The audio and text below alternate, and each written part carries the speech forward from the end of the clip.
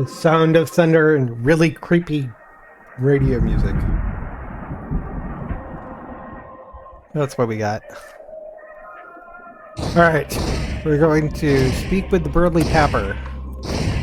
But I will tell you this.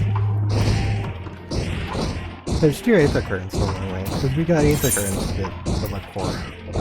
That reminds me I need to do an Aether Current quest offline.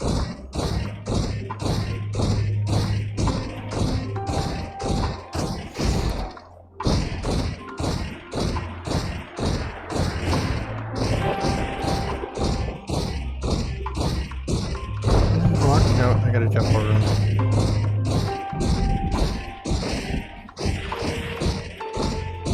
By the way, those are all Masties.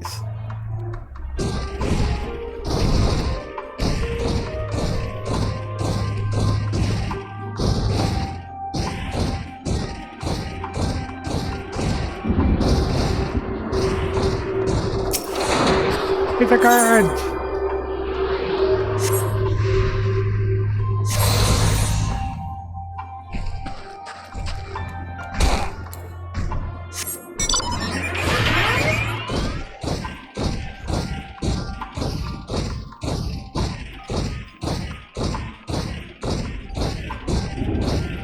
Why not?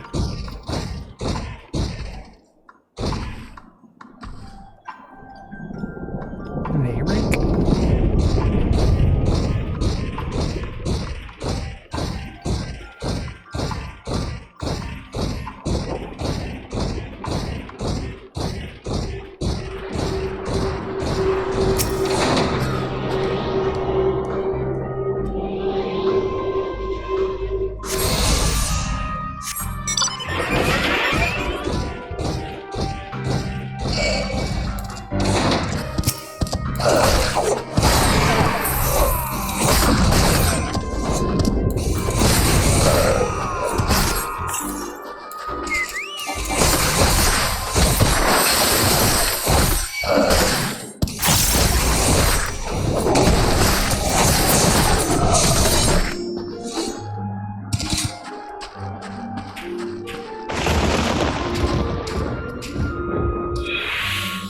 Got a row and a Rothgar.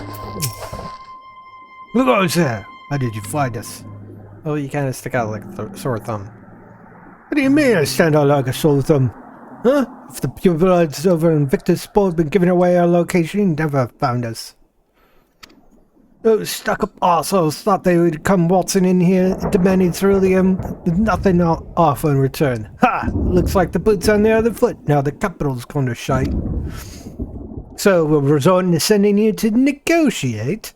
I know your game, sellsword. If you think you've given in to intimidation, we'll get another thing coming. No.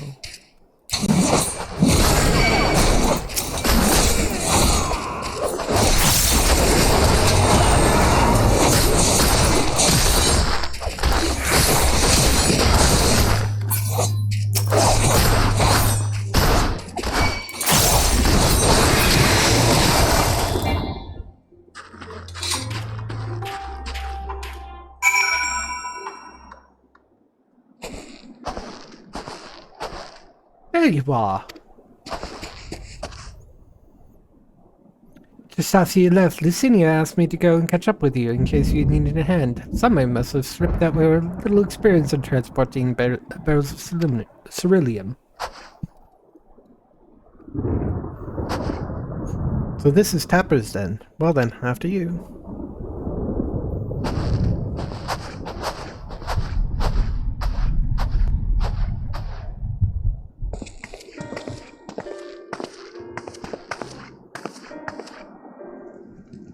Who are you? What's happened to the guards? I had to beat them up because they tried to beat me up. Yosian, the rebels here to save the people of Gardemold. This doesn't make any goddamn sense. Why in the hell would you pass up this chance to put those imperial bastards to the sword?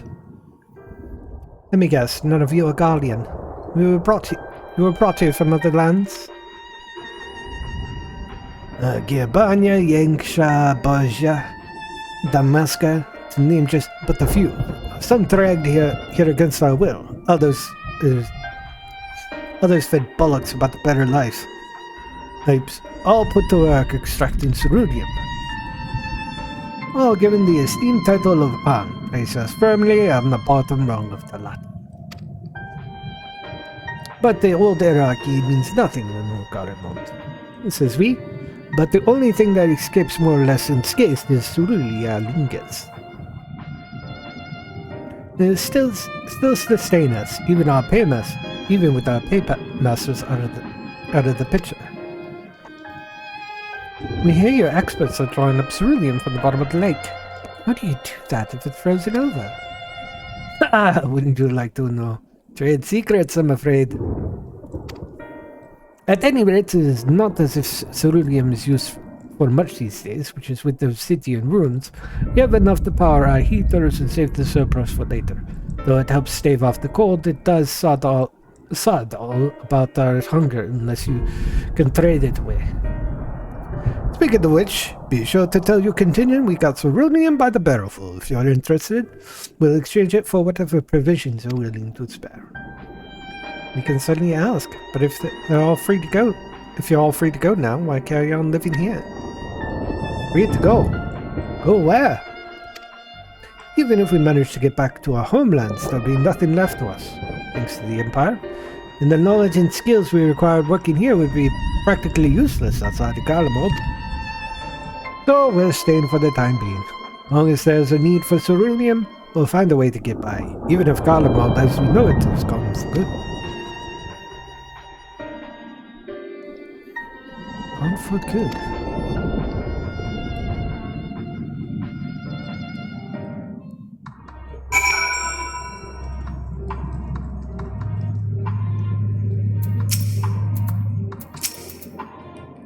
Regardless of what the Eldsbar contingent does for the people of Garlemald, the Empire itself is already a thing of the past.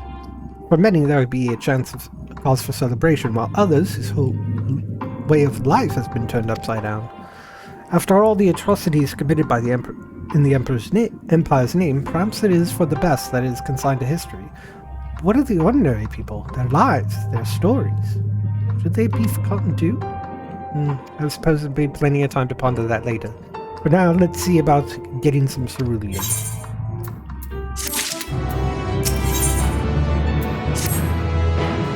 So, you've come seeking ceruleum, have you? Yeah, for the people at Victor's Spoils. What? Those purebloods up at Victor's Spoils sent you? They turned to their enemies for help. They must be more desperate than I thought.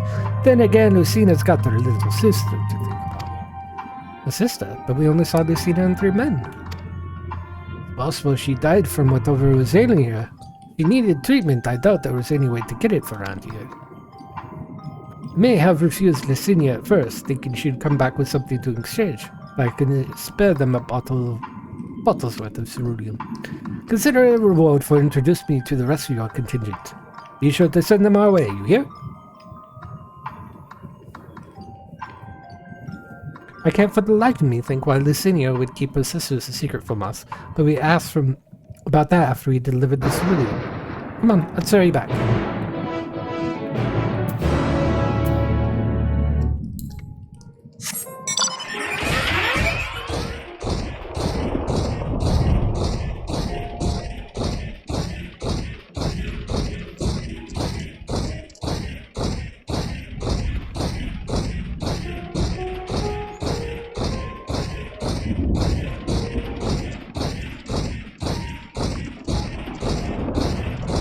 The question comes to if I can get to the next dungeon in this half of today, or if we'll have to wait till tomorrow.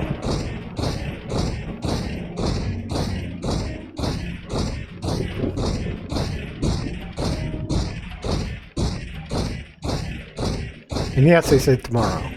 I'm off tomorrow.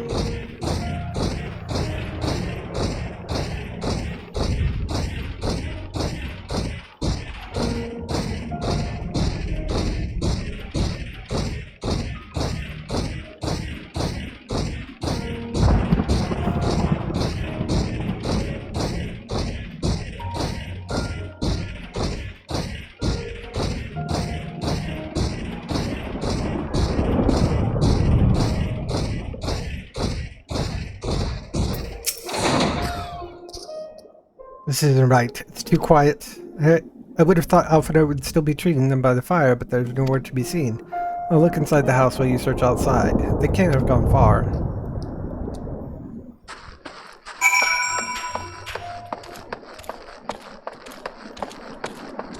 Alfredo. And the refugees. What the hell happened here? Oh, damn it. Damn it all.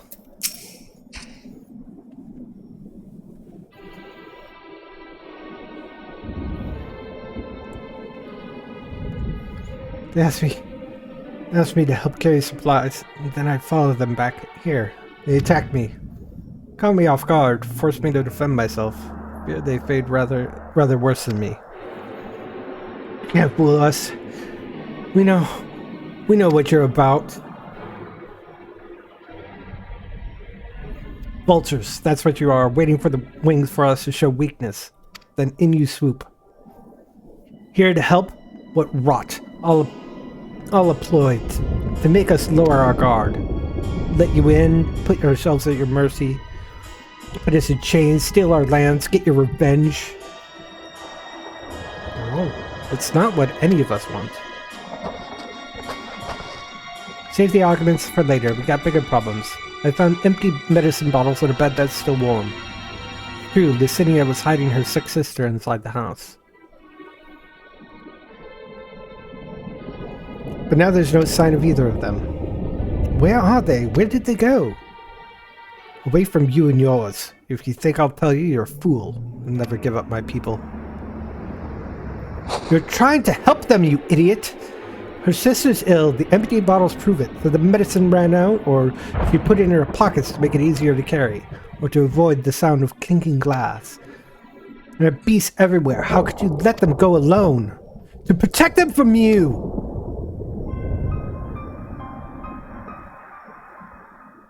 You invade our homeland, taint it with this sorcery used to slay our countrymen. A Guardian should sooner die than suffer the insult. Better for them to flee and keep their purity intact than to be corrupted by your vile magics. We were waiting for a chance to free them since the moment you arrived.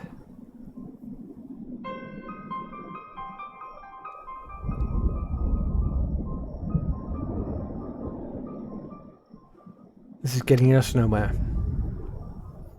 I cannot say how Licinia and her sister will react when we find them, but find them we must. Go on without me, both of you. I first need to tend to my injuries, then theirs. I will join you in the search after. Alright, be careful. We'll do our best to find them quickly.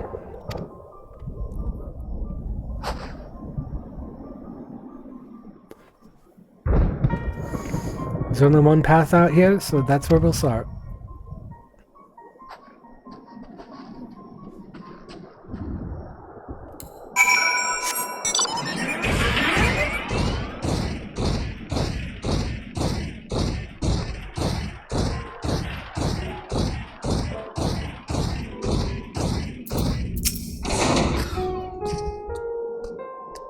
Two sets of footprints. Young woman, but judging by the size. Definitely them, come on.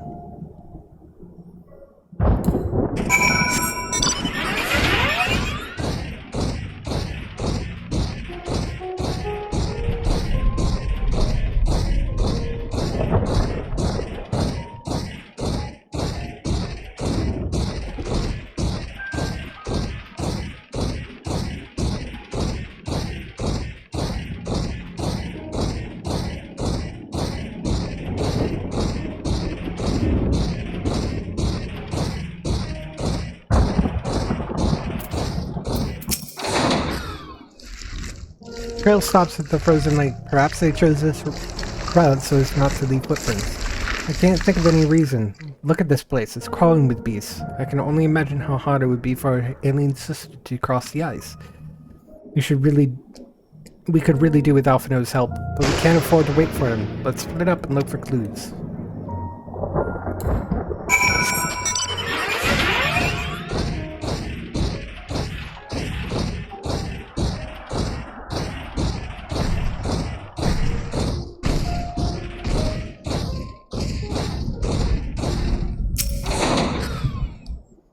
Wet paper half buried in the snow appears to be a flyer for a theater group. The runner of the show advertises long since ended.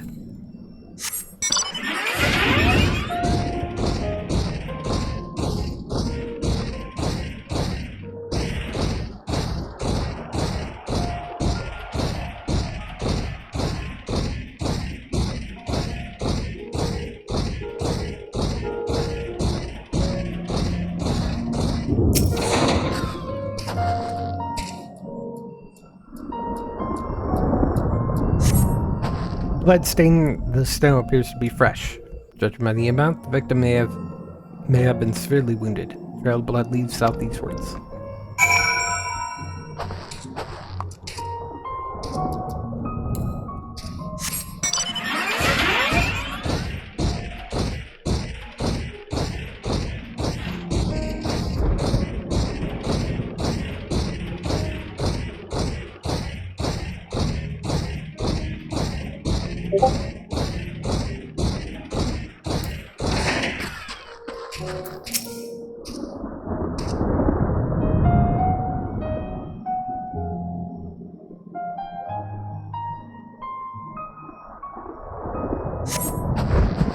Your bodies are already cold.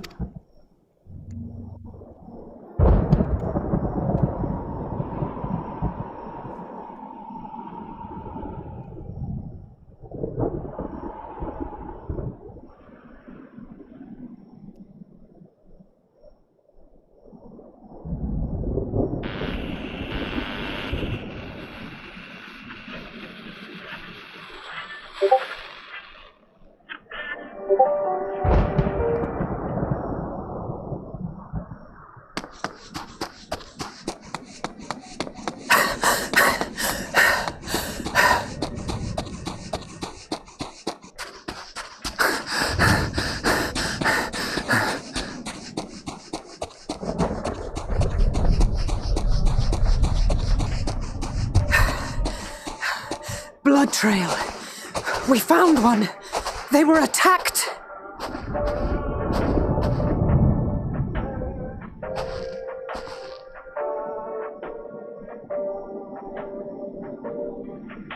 No.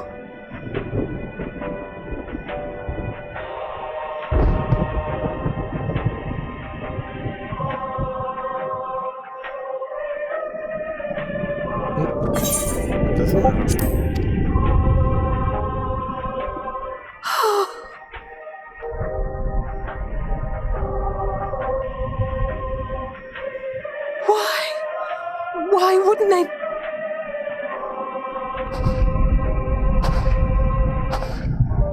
Safer to brave the wilds than trust in our magic.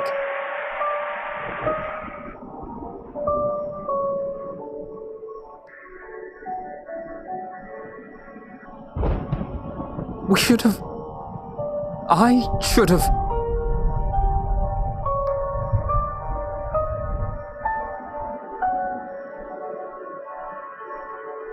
We can't leave them like this. We have to take them home. What if we're only making it worse?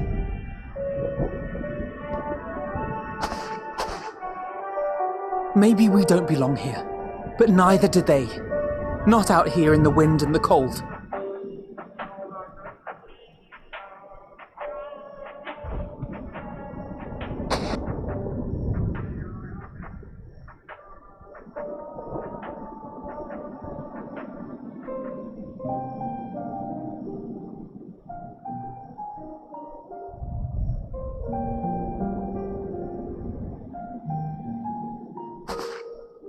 I heard the story about Varus's voice from beyond the grave.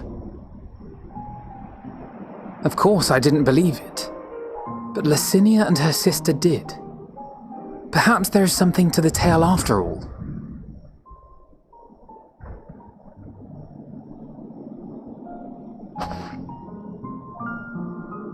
I want to understand, so I'm going to borrow this for a while, if that's all right.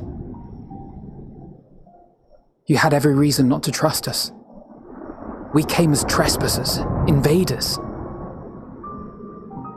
But I pray that in time, we will be more than that to you.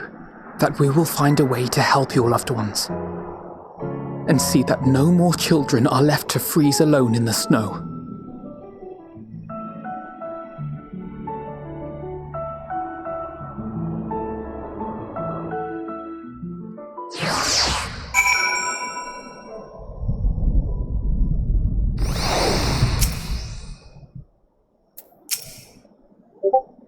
There must have been something we could have done, but what? Should we have never come here? Would they still be alive if we hadn't?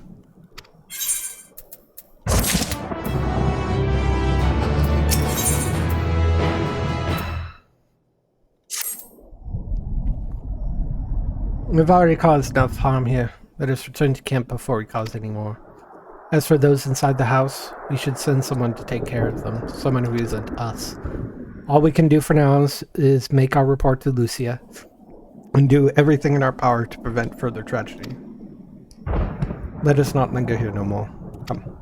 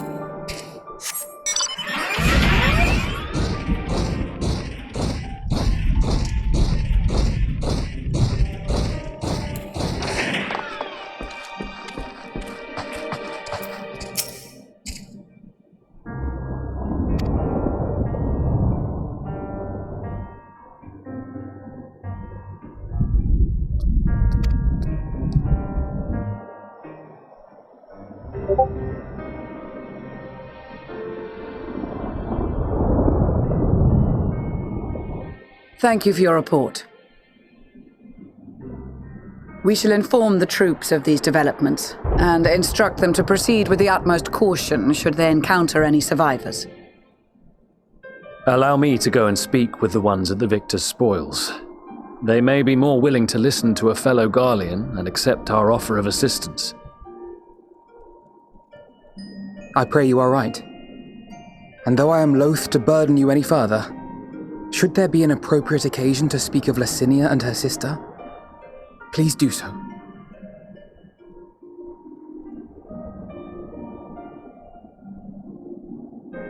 I am sorry to have put you through this. My distress is nothing compared to their suffering. So tell me, what else have we learned?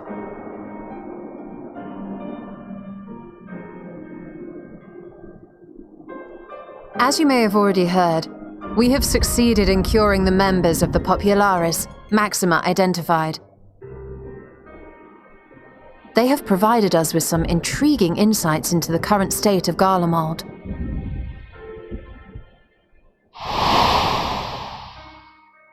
The assassination of Emperor Varus was the catalyst for the civil war.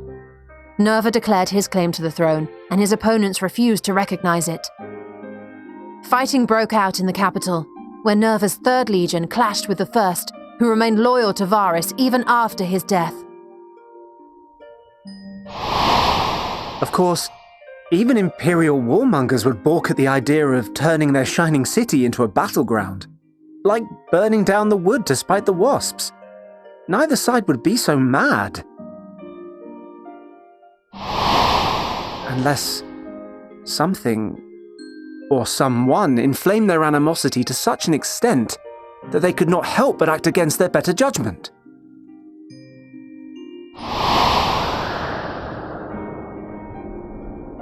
It brings to mind events at the Gimlet Dark, does it not? The Emperor's sudden withdrawal from the front lines, specifically. Nerva and his father, Titus, Varus's then political rival, took advantage of rumors that Crown Prince Zenos had been possessed by a demon. Elidibus, what better way to disparage your enemies than with the truth, or a close enough approximation? Indeed. But before their accusations could be substantiated, many of Titus's followers were silenced. While some were merely stripped of their status, others died under curious circumstances, one after another, suddenly and suspiciously. Again, Elidibus. Like as not, he had a hand in it. No evidence was found to implicate Varus, certainly. Nevertheless, Titus, Nerva, and the Third Legion would have judged it a brazen attempt by the Emperor to rid himself of his political enemies. And then, in the midst of this growing turmoil, Varus Sosgalvus is murdered.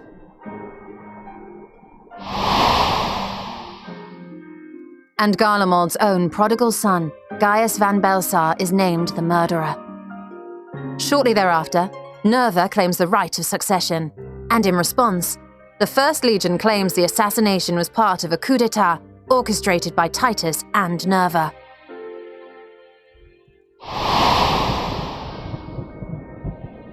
So no one is at fault, and everyone else is to blame. I should add that both parties received substantial financial backing, presumably to provide them with the means and encouragement to pursue a swift victory, and that these contributions came from the selfsame benefactor.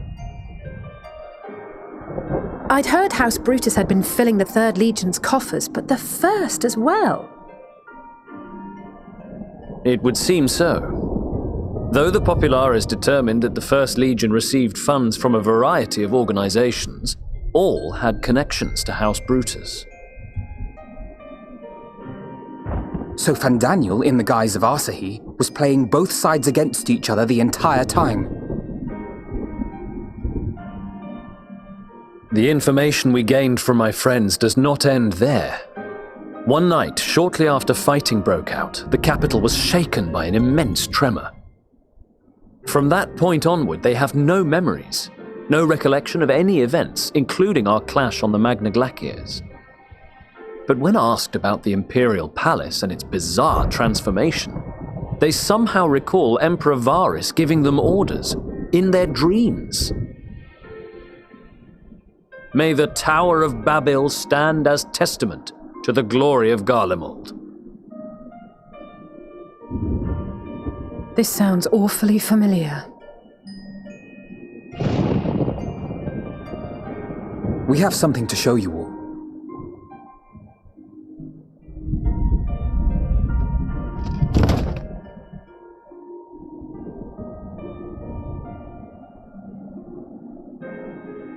Varus spoke to them through this radio. Perhaps it was a recording, but if not, that would be inexplicable.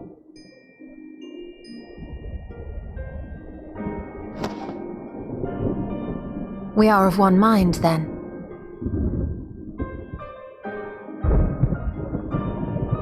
The ether that permeates the ore used in this device is almost identical to that of the talismans. I see it.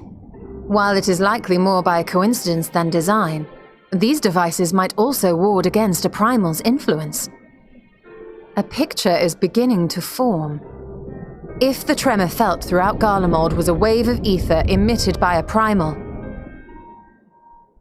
then while those within range would have been tempered, those huddled around a radio desperate for news concerning the Civil War would have been spared. No wonder Licinia kept it close. My friends, I must speak with you. A young man was caught trying to steal our supplies. He is a soldier of the Iron Men, we think, but one who has not been made thrall. Thankfully, Magni restrained him before blood was spilled. The stranger is outside, if you wish to ask him questions. I think we do.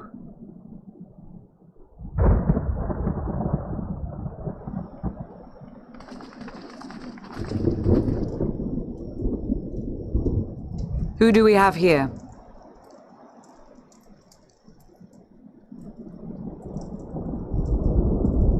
Garleans? Traitors to your homeland! Have you no shame?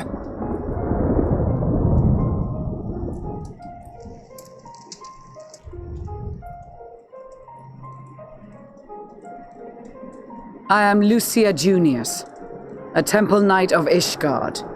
And you are? Iulus Pir Norbanus. And that's all you invaders will get from me. We are not here to invade Garlemald. Far from it. Like you, our allies in Eorzea and the Far East fight in defense of their lives and their loved ones even as we speak. But it is the people of Garlemald who have suffered most. This we know. And that is why we have come to offer you our aid, that we may unite against our common foe.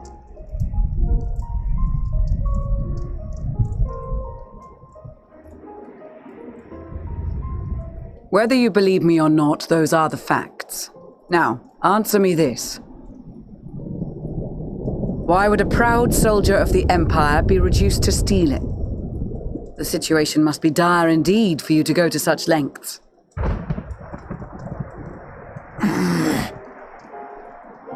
If it is supplies you seek, we would gladly share ours, or turn a blind eye while you leave with your spoils. I will not negotiate. My commander will determine how to deal with you and yours. If you wish to treat with him, I will take you, but no more than 3.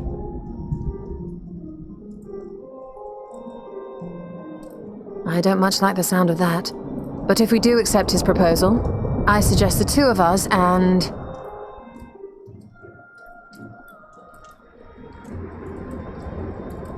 Please allow me and Alize to act as envoys.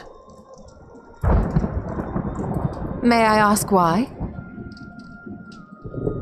We have seen with our own eyes the hardships the Garleans face, how their futures and lives hang in the balance.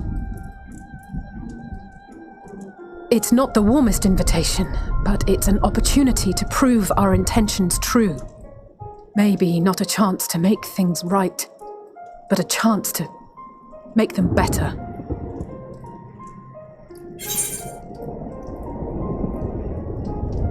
If you remember, we spoke with their mother earlier. What would your mother say if I let the 2 of you go by yourselves?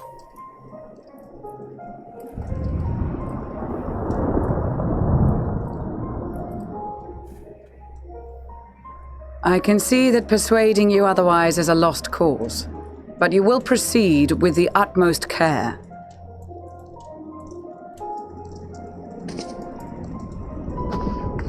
So being, you're the scions, but I'm still in charge here. Couple of children and what? A sellsword? Is this an insult? Not in the least. You will find that they are more than qualified to speak on our behalf. There are many dangers on the road ahead. I will need that back.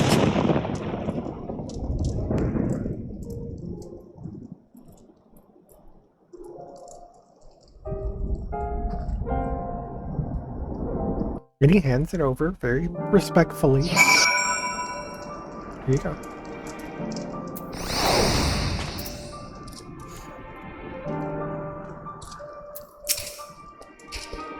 You will be received as invited guests, and so I urge you to observe proper social etiquette and conduct yourselves accordingly.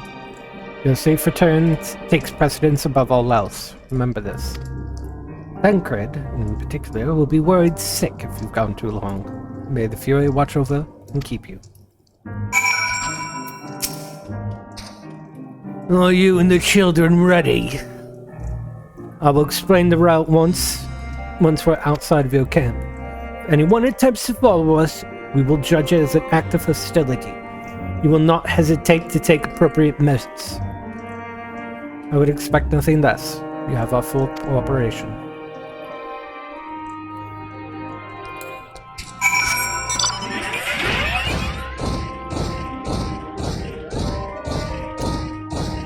Hey, do you need a lift? I got a Reaper. Her name is Maggie. Alright, this is far enough. Listen carefully. You head over that hill, then follow the road until we reach Luminous Station 4. Children in the lead. I want you where I could see you. We do have names, you know. I'm Alize, and this is Alphino. And last but not least, there's Emigos. Emigos. I don't know if I heard that number. Heard that before. No matter, Alphino and Alize will watch the road ahead while we bring up the rear. I wasn't lying about there being dangers, so where to run. No saunter, run towards the station. If you even think about going for your weapon, the deal's off. Any creatures bar our way, we go around them. When shoot you stood apart, Julius, Euless will accompany you. Alphino and Alize will begin moving towards the destination. Make your way to Liminal Station 4 without falling behind. If you leave Julius behind for any reason or lose sight of Alphino and Alize, you may try again by returning to the starting point. Ready to make a dash for the station?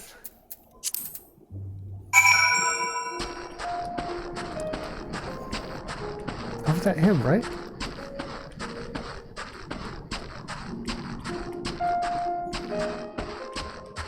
Ah! It's a bear! It's a bear! I can't kill it. Not yet. Oh, gotta go around. Go around. I'm in the middle of something. Ah! Shit! Ah! Run! Run, run, run, run, run, run. Run, run, run, run, run, run. Okay, there we go. Not the easiest surface to run on. Oof.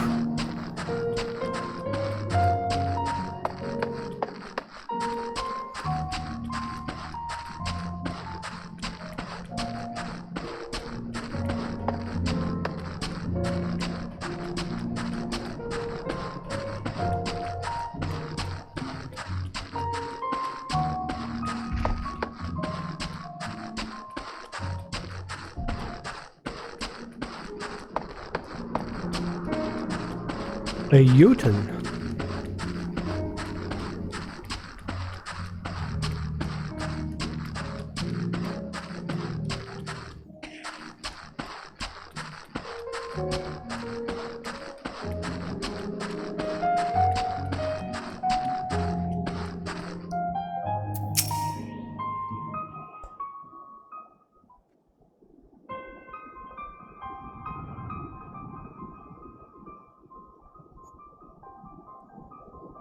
This is it. The first stop, that is.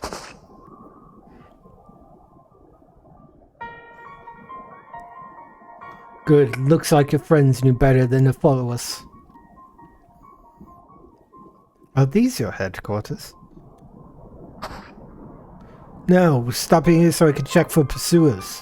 It appears you kept on to your side of the bargain. We can carry on.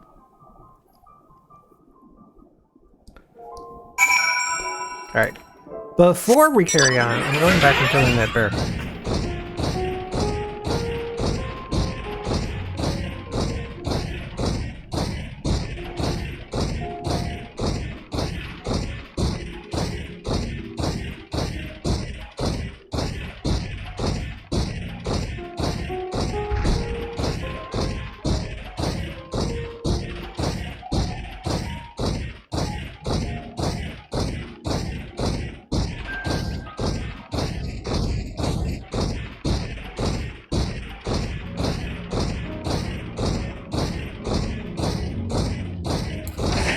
Good choices. Get my joke ball out.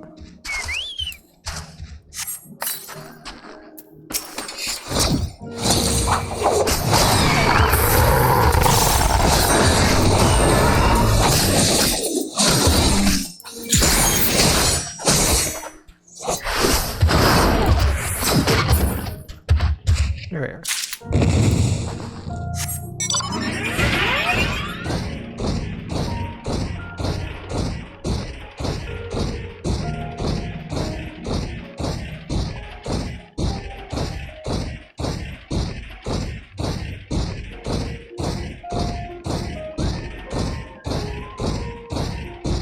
got 1,731 experience points for killing the monster.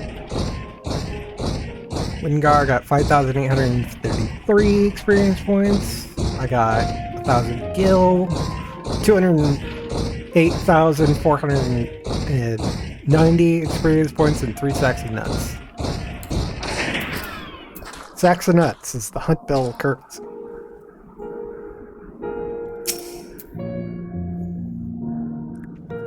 North of the station is Regio Domorum, one of the main residential areas, or at least it was. The afflicted roam the streets in packs. They tear us to shreds if given the chance. Keep close, no wandering off, understood?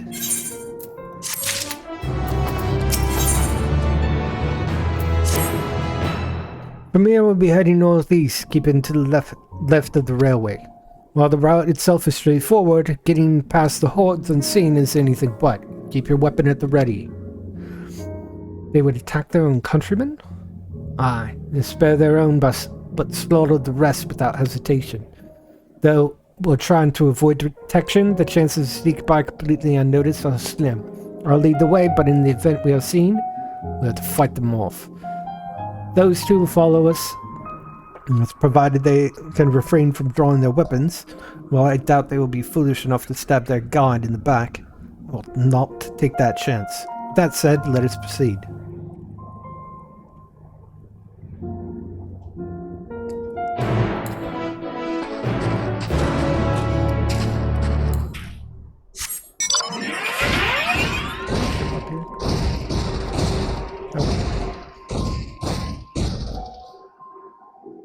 I can hear it. It's in there.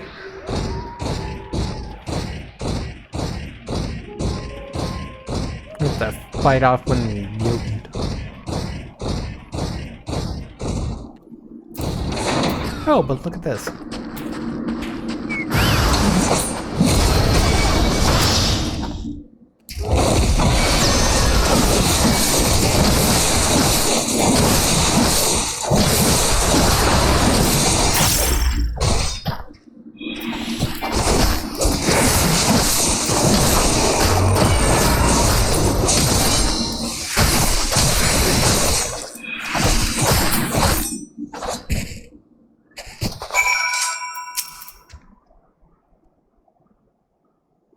Let's see why your comrades choose you.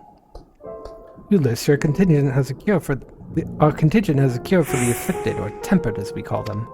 Your people would need to be taken into custody that we could administer the treatment, but we would eventually regain their sanity. Is that so? Well, all I know, your treatment would simply force them to forsake one master for another. As far as I and my legion are concerned, they are no longer our people. They're beyond saving. Those who thought differently and tried to reason with them are butchered in their bleeding hearts. Come, we have to keep moving. Not until I get the...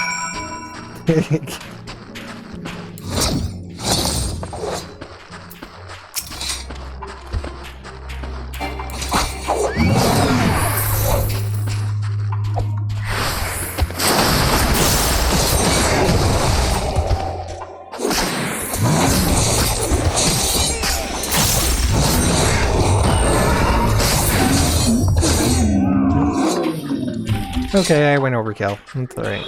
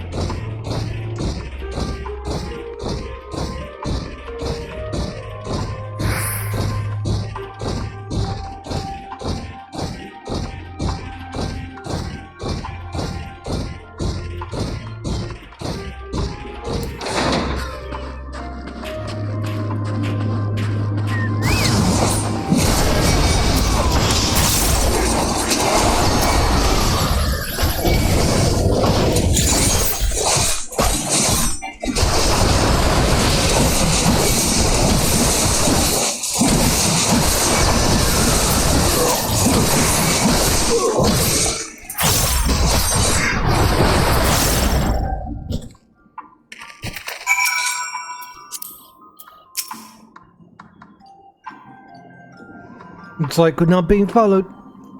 We'll continue onward.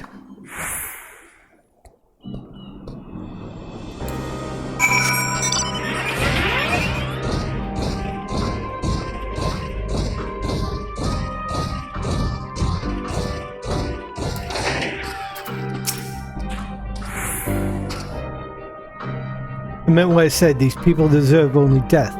Stayed my hand before only out of a desire to remain undiscovered. That is still the high priority. We should continue to avoid any unnecessary confrontation. And follow the railway.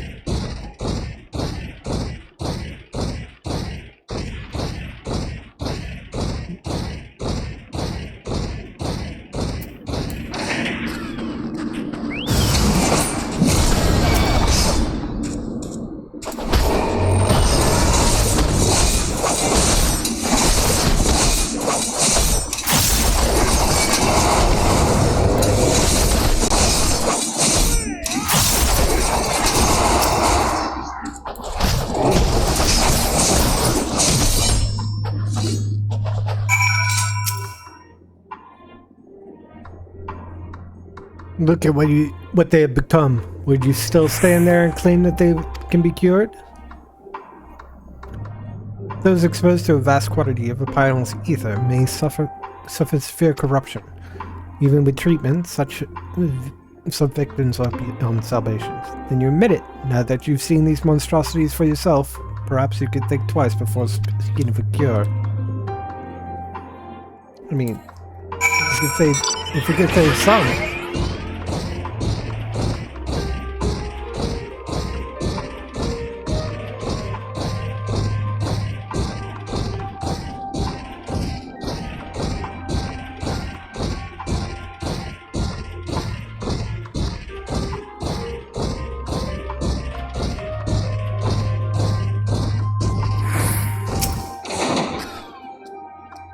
We're almost there. I've kept your side of the agreement, so I'll keep mine. This way.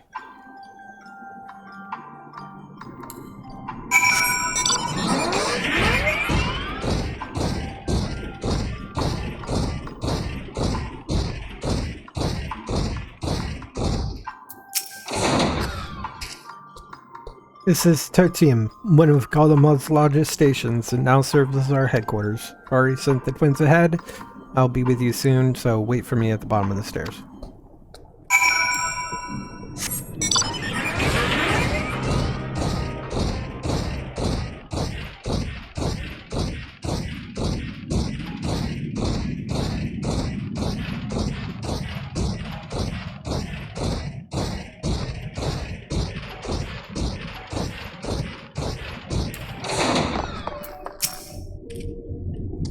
I had no idea that such an expensive structure is built on the ground.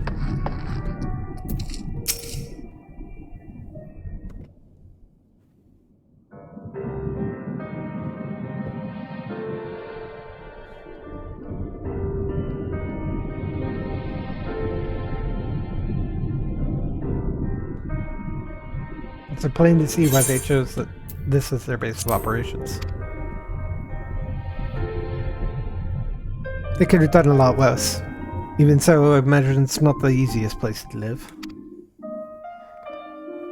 Indeed, and if Ulysses was willing to take make the perilous journey to Camp Broken Glass and such food, their own supplies must be all but exhausted. They may be shielded from the wind and snow, but it's still bitterly cold, much like Victor's spoils. It must be a constant struggle to keep their people warm. Lower your voice as well. Maybe here as my guests, and the others will take The others will not take kindly to your presence. Commander's in the locomotive over there.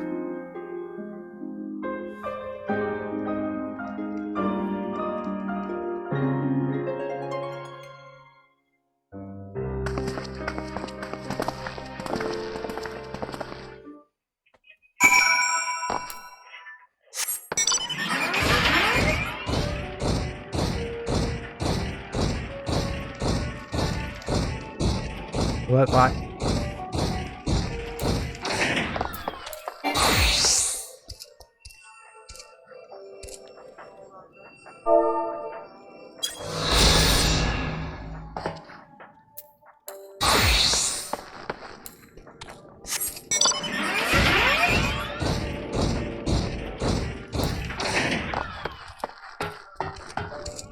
little bit could go a long way.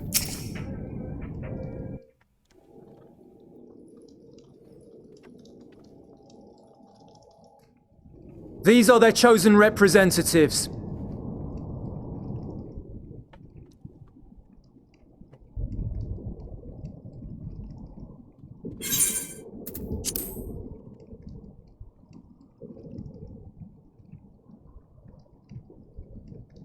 Very well. Let us hear what they have to say. Yes, sir.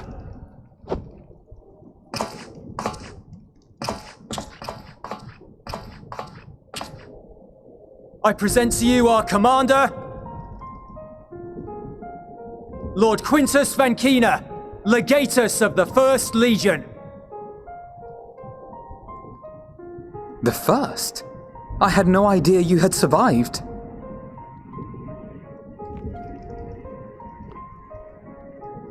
We lost our emperor, our city, more than half our troops. For my wounds, I may never take the field again. But we survived, aye. In a manner much to your liking, I dare say. We have no intention of adding to your misfortunes, nor do we bear you any ill will. Spare me. Though you children may speak in earnest, overtures of peace ever ring hollow in my ears. So long as man stands to profit from his neighbor's suffering, war is inevitable. Driven from our ancestral homeland into this blasted waste. Yet still you yearned to rob us of our paltry scraps. 'Twas only with Magitech that you learned to keep your distance. Though we knew it was only a matter of time before you regrouped and returned. Conquest and empire were our only defenses. Emperors Solus and Varys understood this, and through their campaigns saw us grow and prosper. Much blood has been spilled in Garlemald's name, aye, but if it is a choice between yours and mine, then it is hardly a choice at all. I do not deny that a great many conflicts throughout history were driven by the desire or necessity to gain by another's loss. That is not why we are here. Nor have we come to petition your aid in the war with the Telophoroi, grave though that threat may be. Our purpose is simply this. We wish to help you. Let us help you. If there is aught that can be done to ease your plight, we would be glad to do it. Perhaps you would.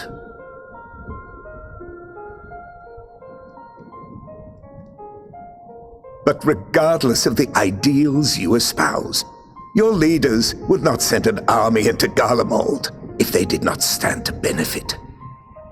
If we accept their aid, they will expect their efforts to be rewarded once the Telophoroi are no longer a threat.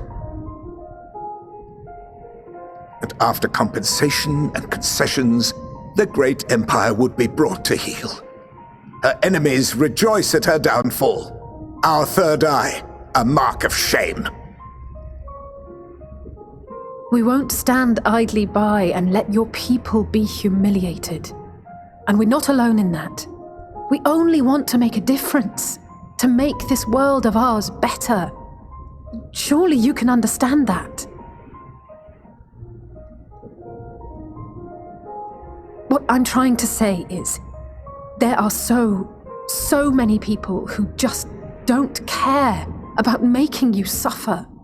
And maybe that's almost insulting after all the suffering you feel the world has subjected your people to, but believe it or not, that's the truth. And now we're here, and all we're asking is for you to tell us what you want, what you hope for. So much blood has been shed, so much lost. All because of this endless war. Who wouldn't want to end it? Can we not work together to face our problems as one?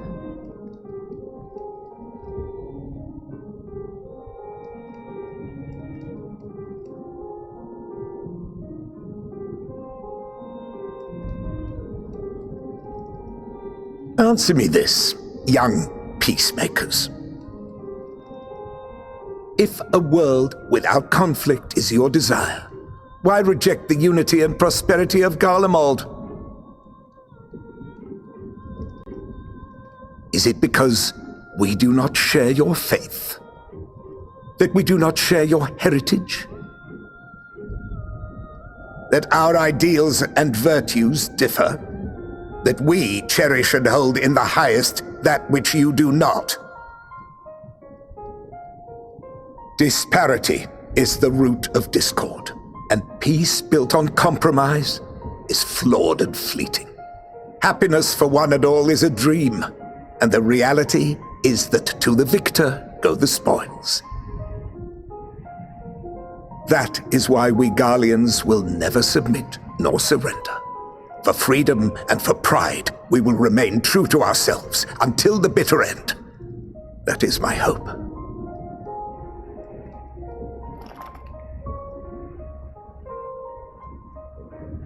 It seems there is nothing more to say on the matter.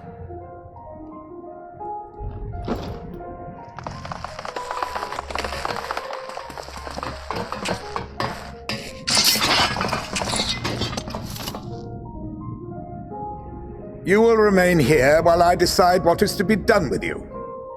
Do not be alarmed. No harm will come to you if you cooperate.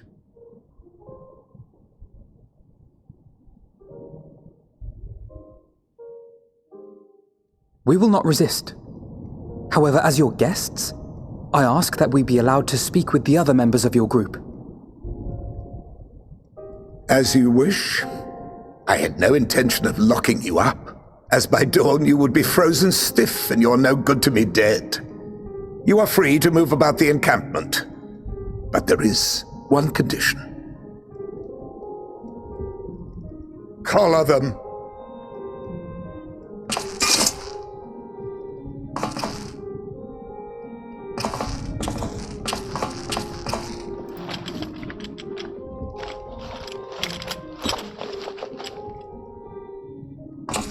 What are these?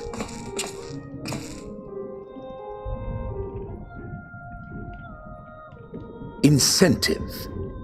You'll be watched at all times. Stray too far or act suspiciously, and we will administer a rather painful shock. Stop! Keep away from that one.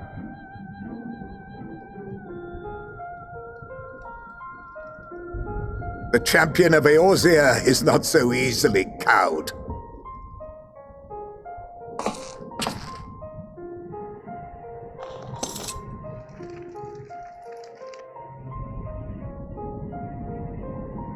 Even if he allowed himself to be collared, the shock would be no more than an itch. No, if he refuses to obey, we will activate the twins' restraints instead.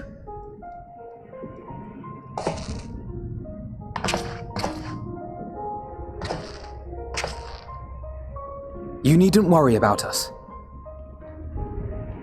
We'll forget we're even wearing them soon enough. Even now, you still... Why go to such lengths? What is it all for?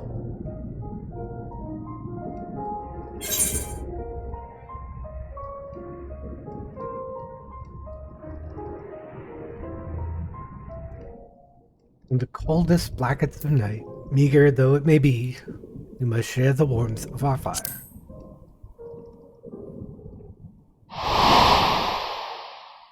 First of all,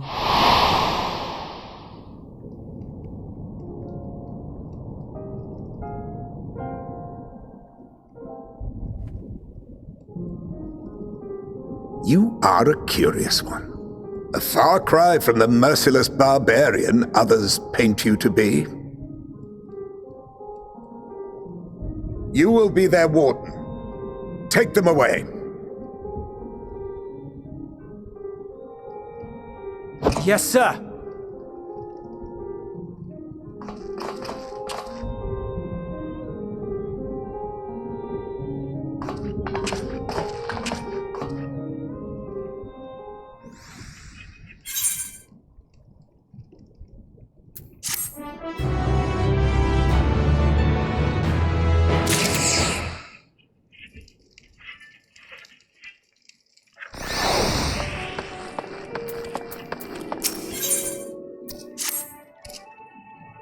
as per Lord Quintus' instructions, I am to supervise you during your time here in Tertium. Before you ask, no, I don't have a key or any other means to remove your collars, nor would I tell you if I did. If you try anything, you'll soon wish you hadn't. So, do you truly intend to speak with the others, or that merely a ruse? In no hurry to disobey Lord Quintus, if that's what you mean. Or perhaps you doubt the wisdom of his decision.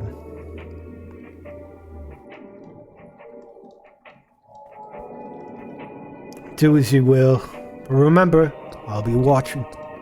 If I catch wind of you doing anything untoward, trying to trick our people into turning their coats and the like, those shock collars will be the least of your worries. Understood? No, we're somewhat compromised, to put it lightly. Let's not waste this opportunity. Let's just bleeding up and learning what we can about their situation. Above all else, do not use magics of any sort. You, on the other hand, may go wherever you wish, even outside the camp. No full ball couldn't stop you if I tried. I think it's one of those things where it's like, hey, maybe you want to do for instance or something and level a different job or something. Just pause right here. I mean, you're very welcome to do that. Go in search of Aether Currents. But don't forget, if you do anything to endanger us or our interests, Alphino and Alize will pay the price.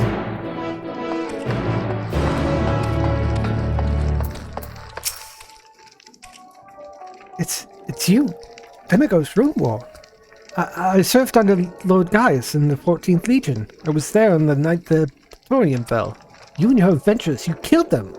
My comrades, my friends, swept them aside in the dozens as though they were nothing to you. And maybe I am too. Just another faceless enemy to cut down, but it won't be long until our countrymen return. Till you get what you deserve. Mark my words. Well, to be fair, the people there were currently threatening to try to annihilate us and conquer us using the ultimate weapon, and you know, we weren't going to surrender and we were under threat, so we took action to defend ourselves. And you know, if you probably just stepped aside and didn't fight us as we went on and just let us in or just left, we probably wouldn't have done all that. But no, they kind of pushed back, and well, we fought back, and this is war.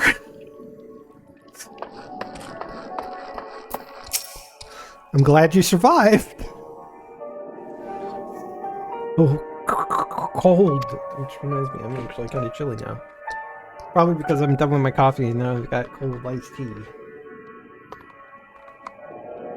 Pop up the switch quickly.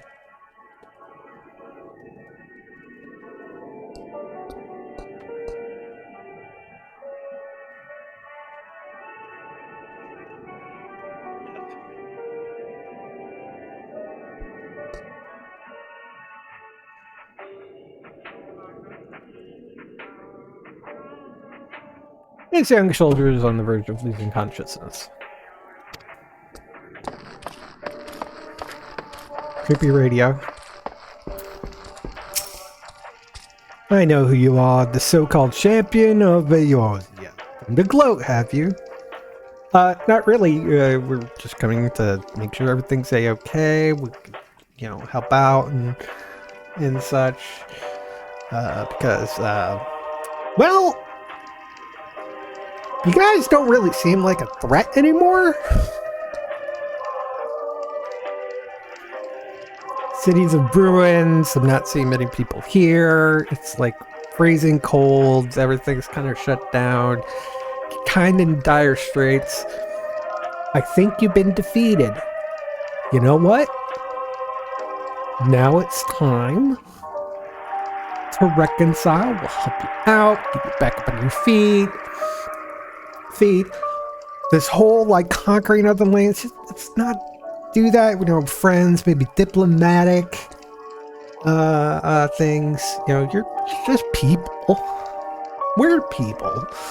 Sure, you inherently aren't able to use magic, but hey, you were able to create magic tech, and which is really cool. Have you seen my Reaper? I call her Maggie. She's really cool. Flies around, and this is your technology. You've got great stuff. Let's get together, share. Hey, you need some help with something that maybe more magic can help with? We can help you with that. You've got technology. What if we got together and we're like buddies instead of you trying to conquer us and submit to your tyranny?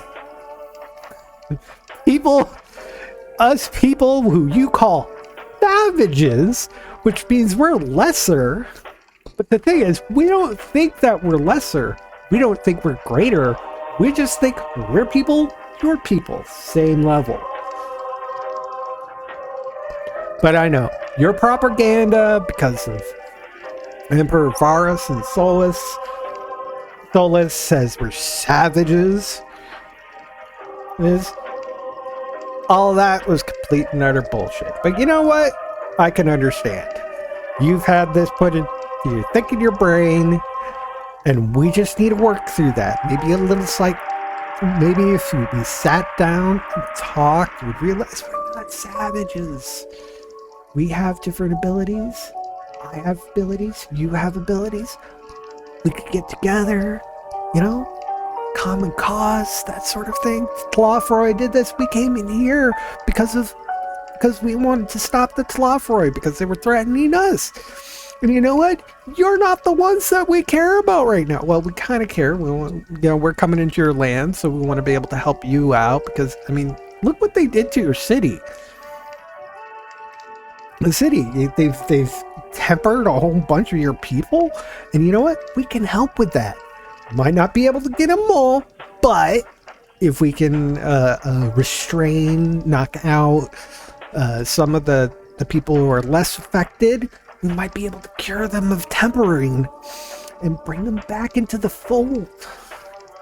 It'll be great. And you know what? After this is all over, we could rebuild Garlemald. Brand spanking new. Emperor, sure, if you want to. It's your nation. But we can help out with that. And then maybe instead of trying to conquer all these lands, Yanksha's no longer under your control. Maybe make peace with Doma. There were some people who were trying to do that before. Might as well actually do it for real.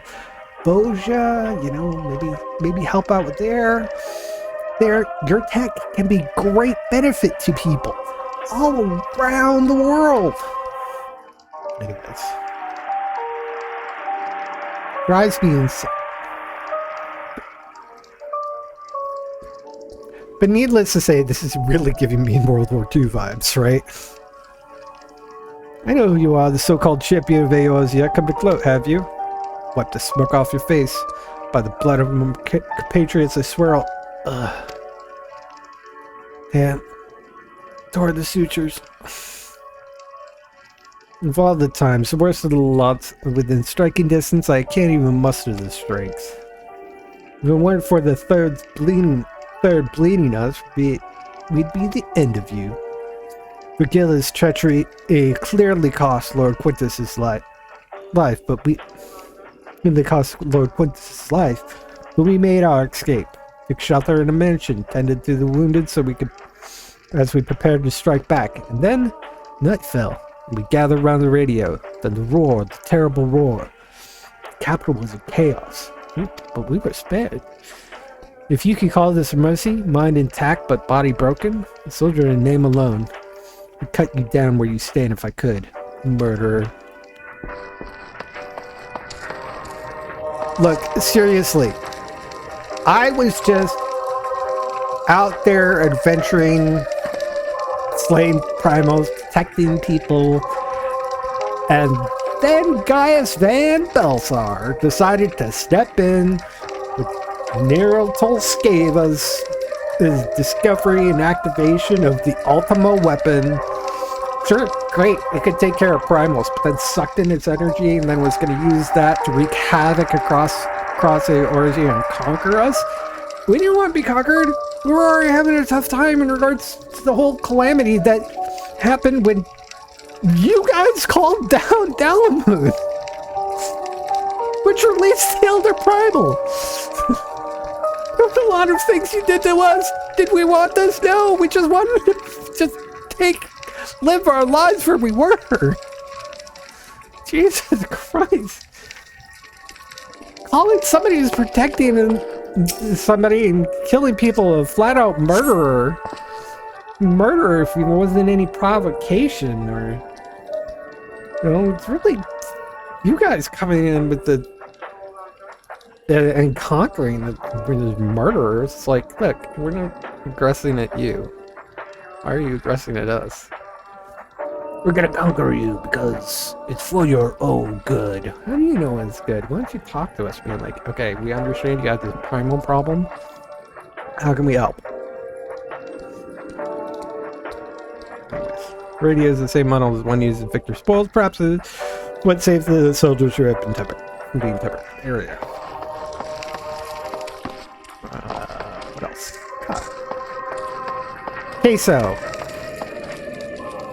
Not a Q, it's not a U. It's the A. But if you change the C to a Q and the A to a U, it would be queso. This guy's kind of cheesy. You came with you, didn't you? Well, whatever business brought you here, best keep your hands off the aetherite. It's deactivated. I'd rather you didn't mess about with it. There are others throughout the city built by Garleans for Garleans. Could teleport all over in a blink of an eye, provided there was a terminal nearby. These days, however, we use the aetherite's power to keep this place lit. Though that comes at a cost of its normal function. Yeah, that's right. I mean, pitch black in here. Probably make it older. Did you learn anything of note? Blah blah blah blah. Exposition. Then your findings are consistent with my own. Their plight is desperate indeed. Sick and the injured are at greatest risk. Without warm and proper nutrition, I fear they would soon perish. I realize there is precious little that we could do for them at present, but I cannot bear to see them suffer. Please, will you help me tend to them? Only one. Need magic like me.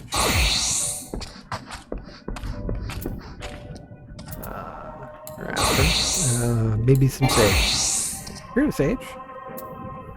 Yeah, let me create a diagnosis. Well, I guess that didn't work. Anyways.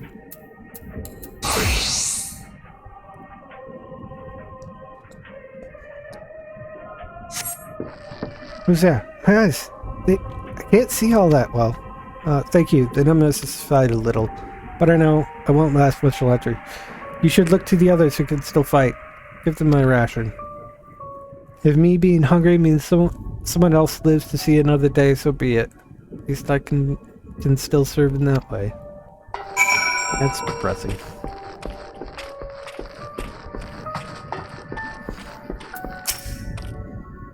So, those you met fare no better. I'm afraid to say that. No, we were warned against meddling in their affairs, but we can't leave them like this. Perhaps we might gain permission to have the contingent deliver supplies. Quintus may have made his feelings on the matter quite clear, but even he must recognize that they are not in a position to refuse help. Maybe Euless will persuade him, though we need to persuade Euless first.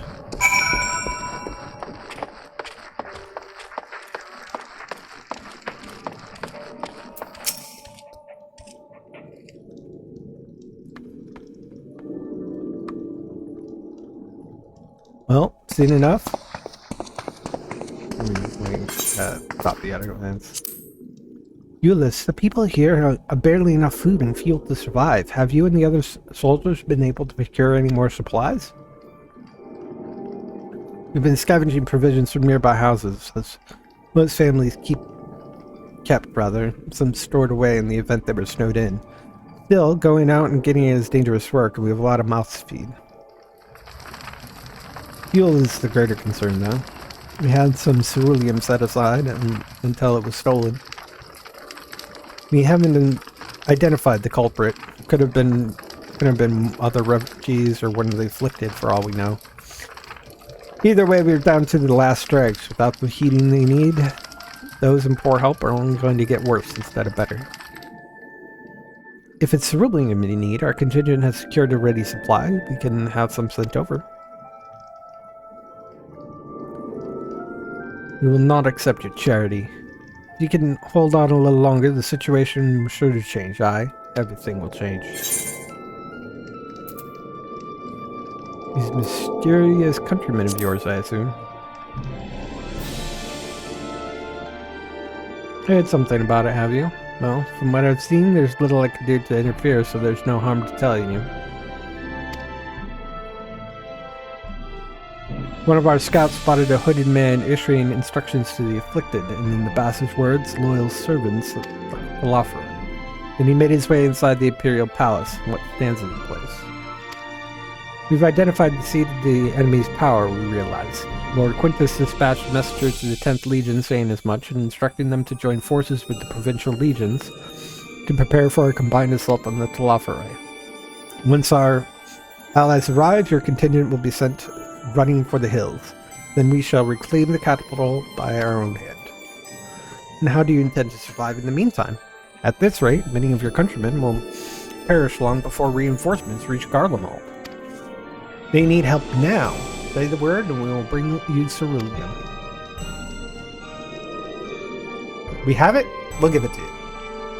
Or we can get it, we'll get it to you.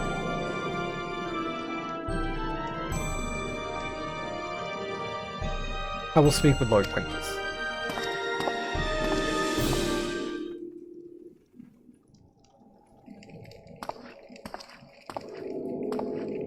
About 2 minutes later.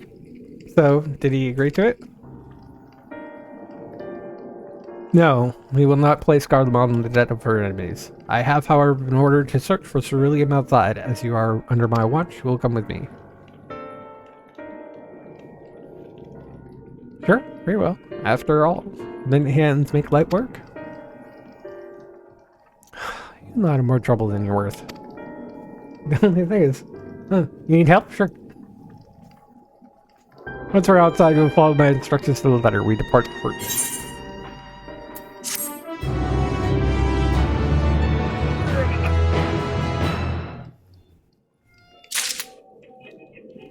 I don't think we're getting it to a dungeon. I'll have to do it tomorrow.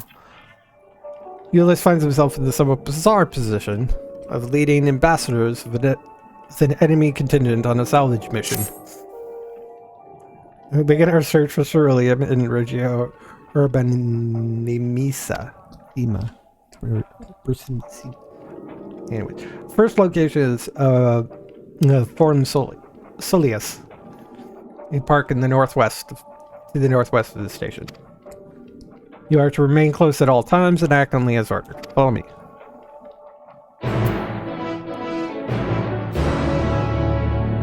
off and it walks right through me. Ah, I'm a ghost! I'm gonna just take this mammoth-powered Reaper.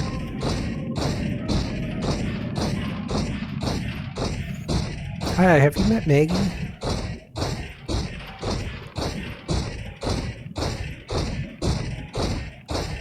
Oh, Maggie, these are friendlies.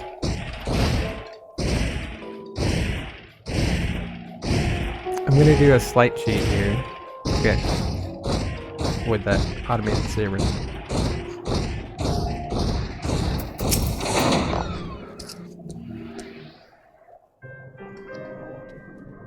So this is actually my third time through Garlemald. So I kind of know a few things that are here. And I think after this section, I'm gonna go grab some more, come back, and then we'll continue. This is the park. I'm surprised you found some space for one amongst all these buildings. Actually, the recreational areas came first. The houses were later built around them. A healthy society requires communal spaces for children to play and adults to socialize. This park is named after the founding father of the Empire, the great Solus Galvus, who we know as Emmett Silk. Member of the Convocation 14. We come to extract ceruleum from the wrecked Magitech armor? No, we are trying to drag. Same goes for the rest of the Machina in the vicinity. But as our ceruleum has been stolen, we must scour the city for every last drop. And while I don't expect to find anything here, I decided to try one more time in case something has been overlooked. And I see. Then with your permission, we will commence the search.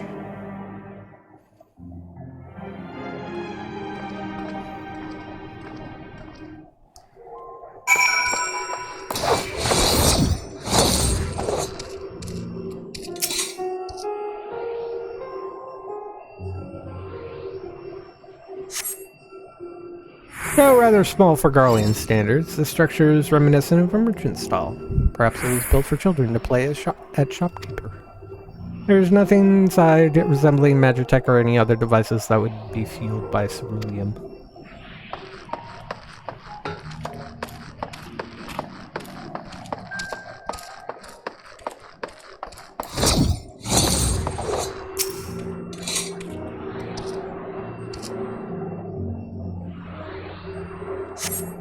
There were points of interest marked on the map of the Foreign Solus, the pond, child play areas. To your knowledge, however, none would require the use of ceruleum.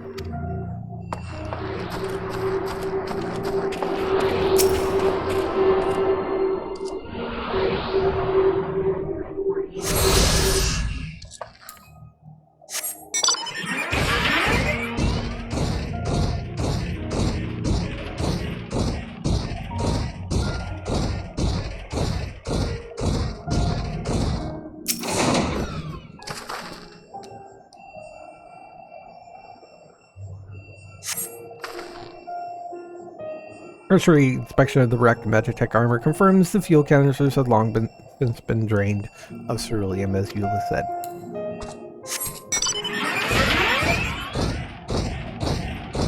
Ooh. Let me check them.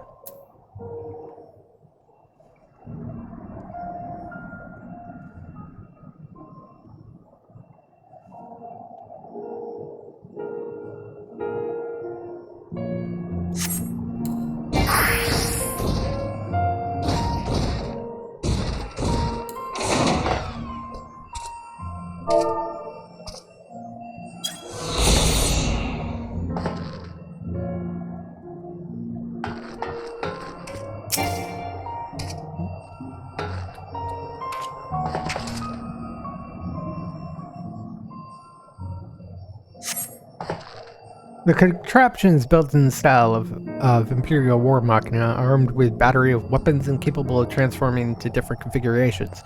On closer inspection, it appears to be no more than a children's slide.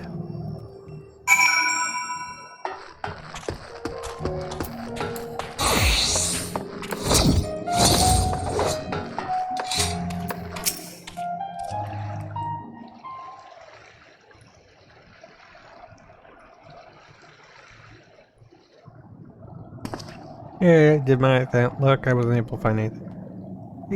Oh, two. Any luck? No.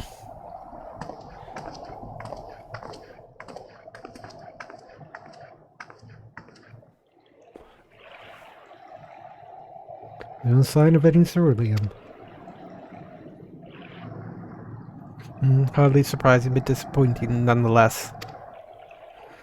Couldn't help noticing you gazing at the pond. Something the matter. But yes, I mean, no, I used to bring my brother and sister here to play.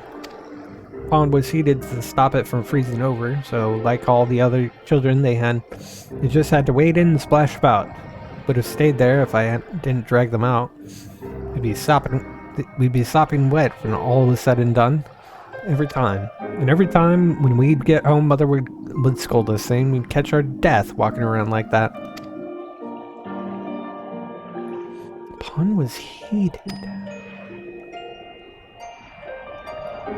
Was the cerulean powered heater by chance? I suppose it must have been, come to think of it. I remember seeing engineers changing out a tank beneath the hatch. But that was a long time ago when the water was still flowed clear and wasn't this brackish muck. Can't see a thing, can't remember where the hatch might be. With the machinery most likely broken, the amount of filth in there is probably the only reason it hasn't frozen over. Wager it's still unbearably cold though. Euless, what are your thoughts on magic? The average Guardian would jump out of their skin if they saw it, but the first has a few foreign signiferi and medici, so it doesn't scare me. And I take it you wouldn't mind if I employ a little now. Alphino, as you have a knack for finding dry wood, why don't you bring me some? Once that's done, a blast of her fire should do the trick. Leave it to me. You're not planning on going in there, are you? Of course I am. That tank isn't going to fetch itself.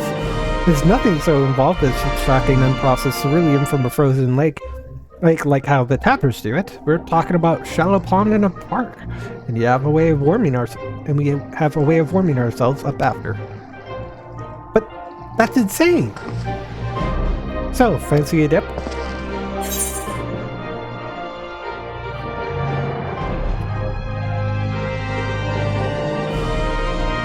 Okay, I just want to see what the result is for this. I think every single time, or the 2 times that I've done this, I said a friendly little competition might make things interesting. But I'm going to say step aside while I drink the pond dry. I will find it in no time.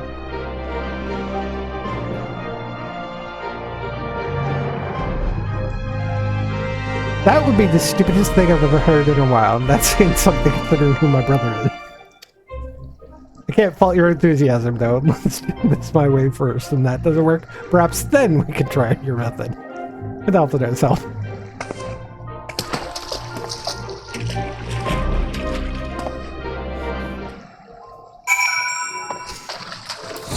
Alright, you're over here. I'm gonna check over here. Why am I checking here? Because this is where it is. Beneath the water, your fingers catch on what you think might be a handle. As I said, I've done this.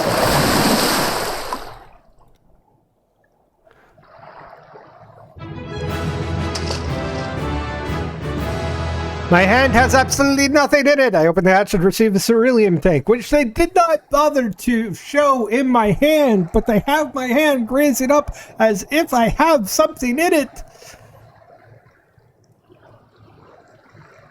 Theater of the mind. The suspension of disbelief.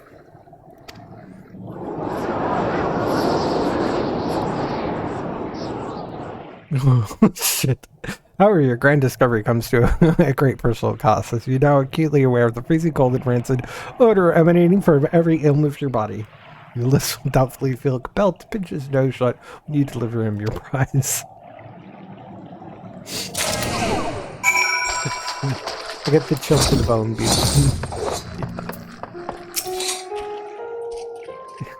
Did you find anything? I hope you did.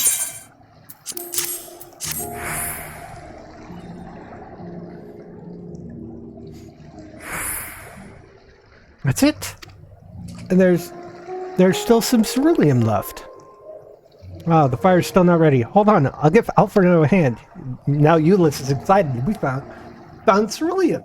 Oh my god!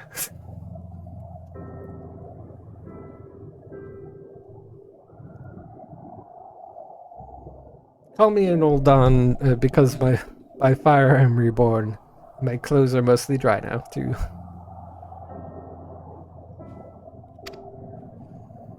I appreciate you recovering the ceruleum, but I wish you had taken the time to discuss the plan with me beforehand. Despite the way you've been treated, in Lord Quintus's eyes, we're still envoys deserving of protection. If you were to die on my watch, I would be most displeased. Your concern is duly noted, and all's well that ends well. Ulysses, you mentioned coming here with your younger siblings. Did you grow up in Garlemald? I did, not far from here. My father was an accomplished researcher in his youth, and for his contributions to the Empire, warden in the state. We lived well, better than many. What was Garlemald like in those days? Everything. It was everything you could imagine, and so much more. Even during the coldest winters, we always found warmth and comfort at home. Coming in from the snow, taking off your coat, and sitting down for a hot meal with family. Visiting friends and relatives, receiving that same welcome, knowing that they had everything they needed. Walking down the street, seeing the lights and all the houses, hearing the faint sounds of laughter and song, of happiness. And though the summers came and went all too quickly, in that brief respite, the ice would melt in the forgotten grass and make its triumphant return. Gray clouds gave way to blue skies. Some mornings you would climb to the top of the tallest building you could find to watch the sunrise. Never again. Those rooftops are rubble. Those friends dead and those memories. But if I could reclaim even a fraction of what we once had. Soon our chance will come. We just need to hold on a little longer.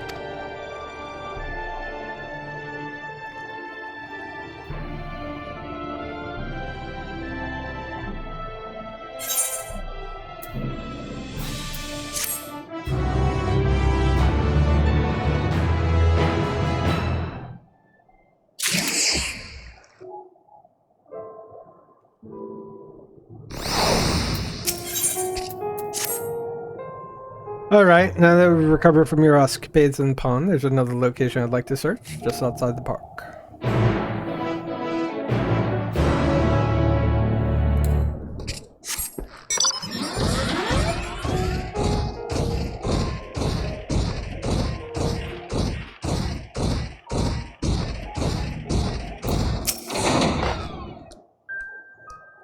As you can see, this place is littered with the remnants of various types of war machina. While my comrades and I have already recovered the tanks from the less damaged units, those that took a more severe beating are harder to scavenge. We decided to save those for another time, this time being now. Rather than prise them apart piece by piece, would be quicker to remove the outer casing using compact explosives would luckily gain access to tanks without rupturing them. Though the force generated by these devices are relatively weak, I would advise you stand well clear to avoid being hit by any shrapnel. Before even bothering though, you should check the Machina ceruleum gauge to see if there's any left. It should still provide an accurate reading even with the unit itself is inactive. If the gauge is broken, I'd let you decide whether to use an explosive or not. Should you need more, come to me.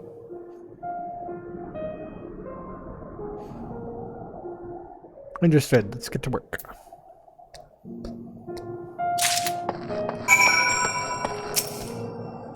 According to the ceruleum gauge, this unit's fuel tank is empty.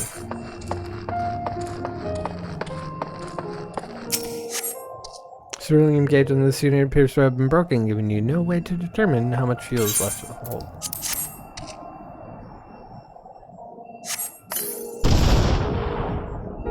After successfully removing the War Machina's outer casing, retrieving the cerulean tank, you find it is completely empty.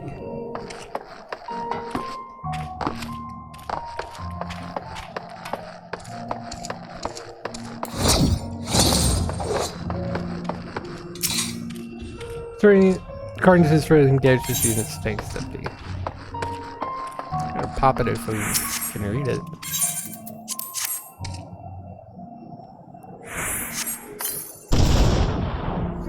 Retrieve the War Machina's cerulean tank to find that it's still half full, or half empty, depending on one's perspective. Either way, Ulysses will surely be pleased with your discovery. Okay, actually I'm gonna pause here. Because I got a thing.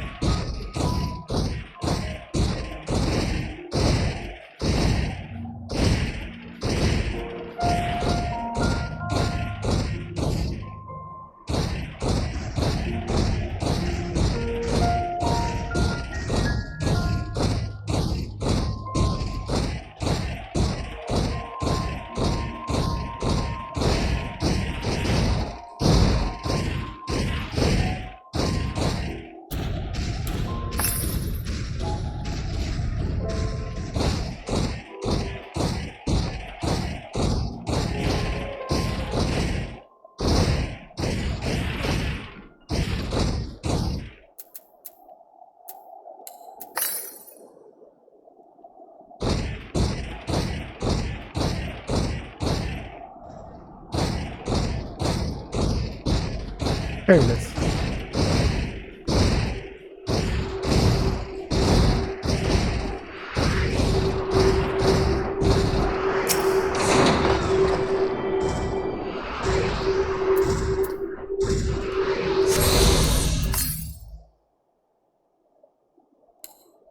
There 49 yams.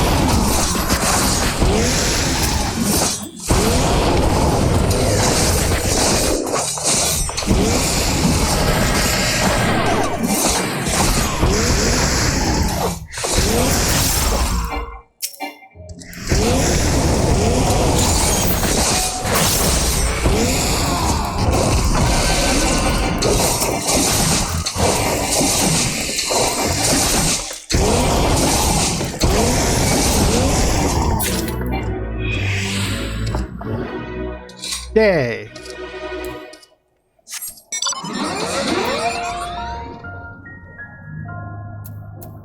Might as well, I was there. Alright, where am I going?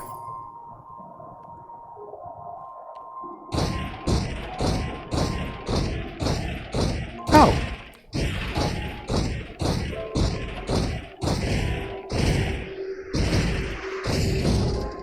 There it is.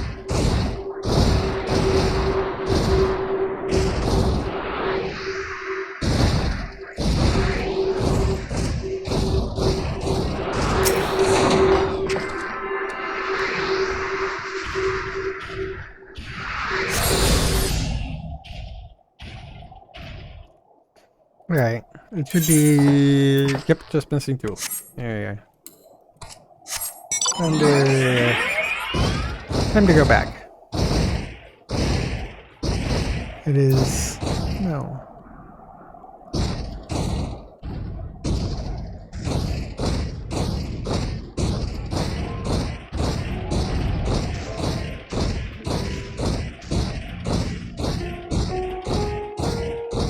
Should be able to just follow this road.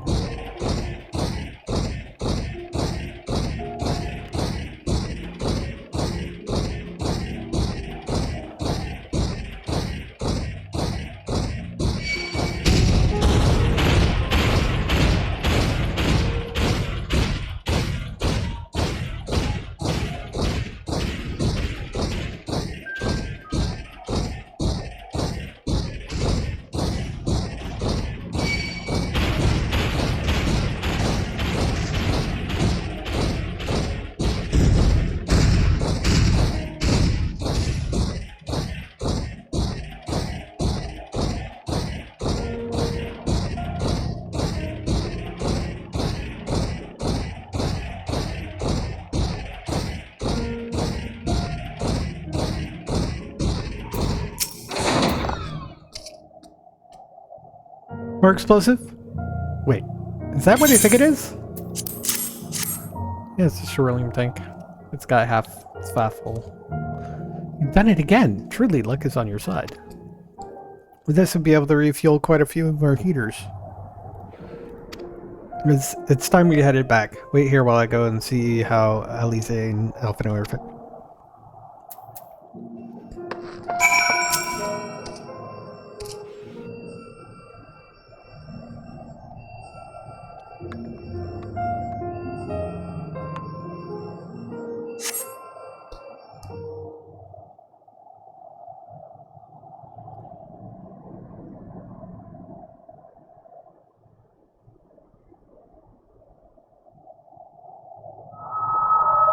Finally escaped the watchful gaze of your keepers, have we?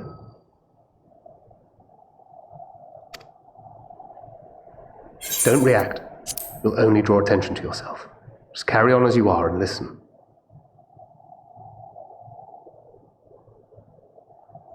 After you left with the Garlean lad, Lucia bade a few of us scouts follow you at a discreet distance.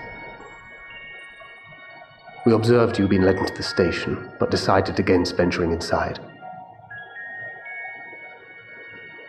When you emerged sometime later, and we saw that the twins were sporting Magitech collars, it was clear what had taken place. Now, as quietly as you can, tell me everything.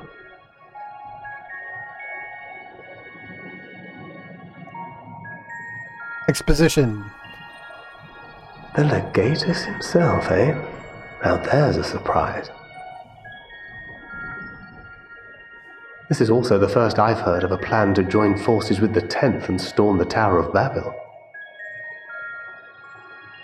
An interesting development, and perhaps the opportunity we've been waiting for. Our comrades back at the camp also received some rather promising news, but it's still too early to get our hopes up. For now, keeping yourselves out of harm's way comes before all else.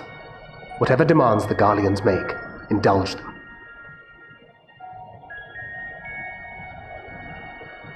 With luck, this will all be over soon. Until then.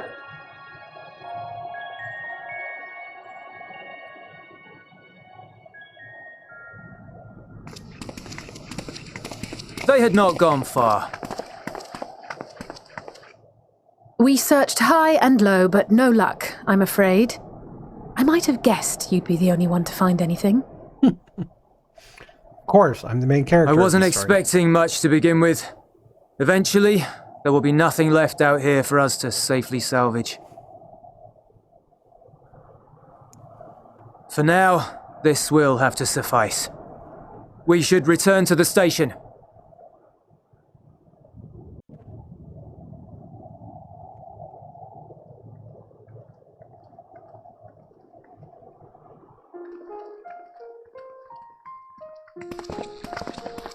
Ah, there you are.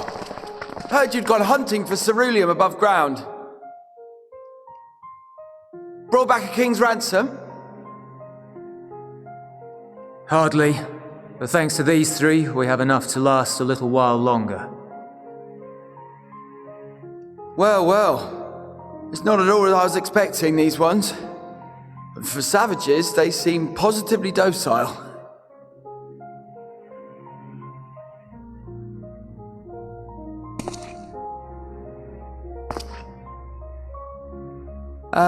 It's a poor attempt at humour.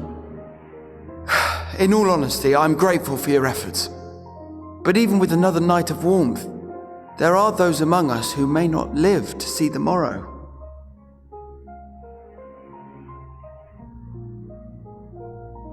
I trust your expedition was fruitful. Lord Quintus!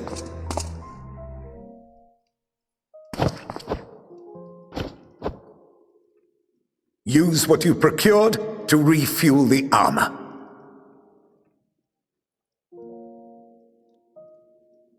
But, sir, what about the heaters for the camp?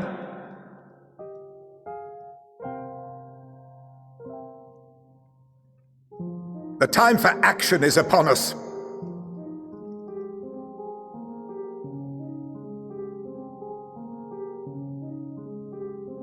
My men and I have matters to discuss. In the meantime, you are to wait here. Do not forget, you are being watched.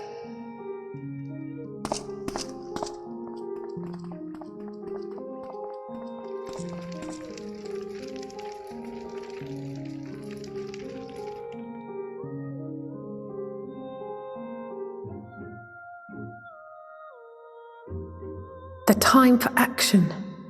What did he mean by that? I can only speculate. Clearly something requiring their magitech, given what we just heard. Whether they plan to utilize it now, or after they join with the 10th, is another question.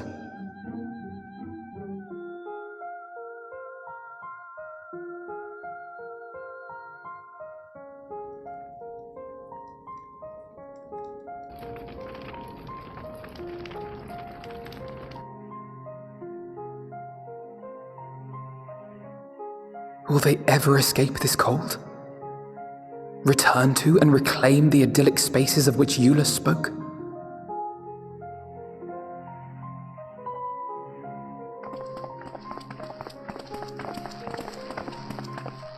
Finished your war, Council?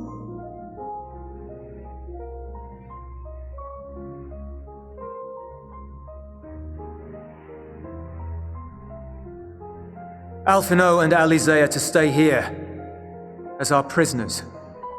They will be released once your comrades have relinquished their supplies and withdrawn from Garlean soil.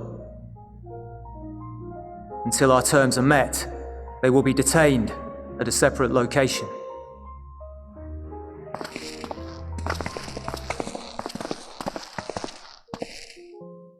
After everything we've said and done, this is how you treat us. Our allies have but limited supplies.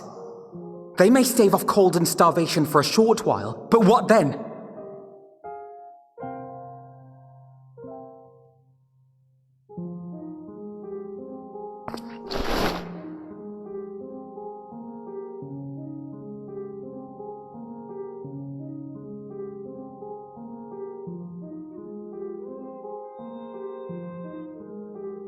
For now, keeping yourselves out of harm's way comes before all else. Whatever demands the Garleans make, indulge them.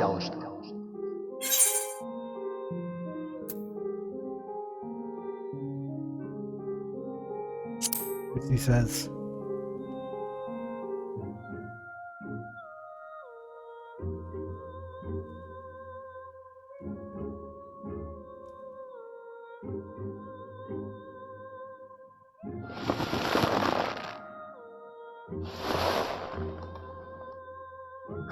Get them out of here.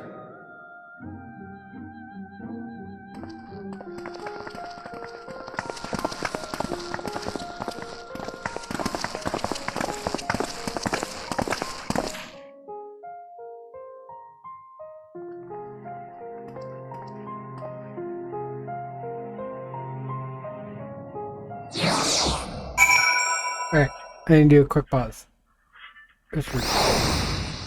Then we'll continue.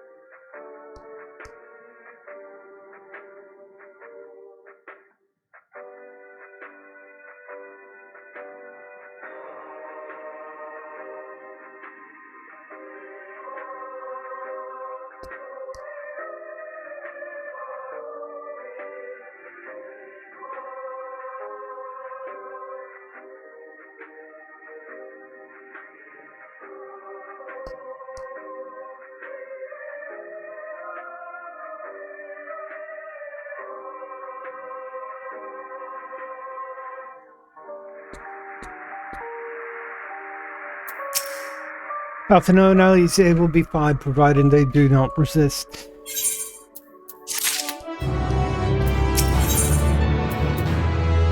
Once again, your list has been entrusted with an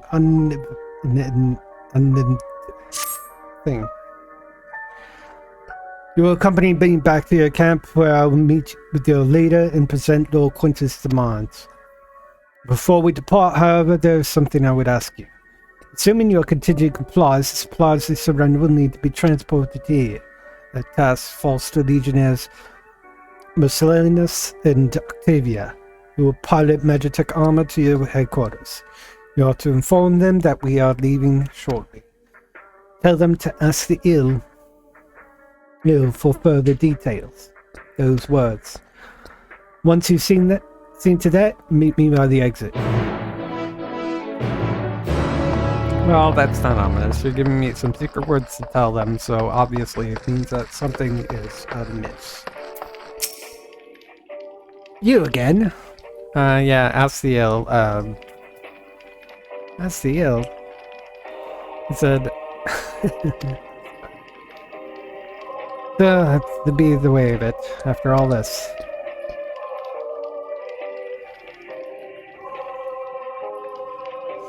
Ironic that you should be the one to deliver the news. If those are my orders, then so be it. For the glory of Garlemald. Here's the thing is, should you basically implying that... What do you want from me? Ask the ill, so Lord Quintus has reached a decision. I knew he would understand, that he would recognize the savages, a ruthless, merciless creature, and to defeat him, we too must be uncompromising. Aye, ready. In the name of Emperor Varus, for the glory of Garlemald, I will fulfill my duty. For somebody was supposed to be taking Magitech armor to refuel or to pick up supplies. Why, that's rather ominous, don't you think?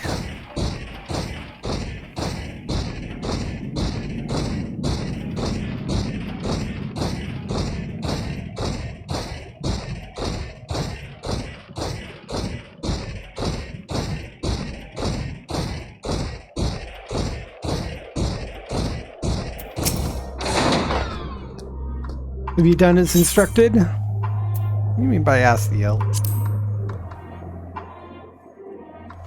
Not at liberty to follow Jack. What I can say is you have no cause to concern if our demands are met. You and I are on this together now. Like it or not, you have to cooperate. There's one other matter, a place I'd like to visit on the way to your camp. It's a short walk from here, follow me.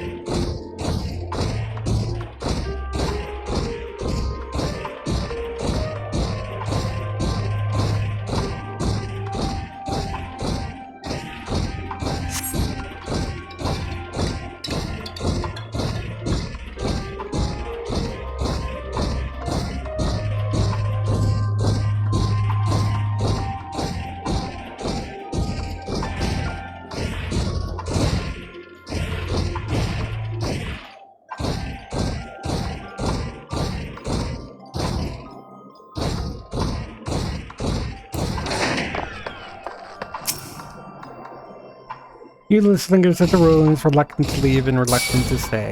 Unable to move.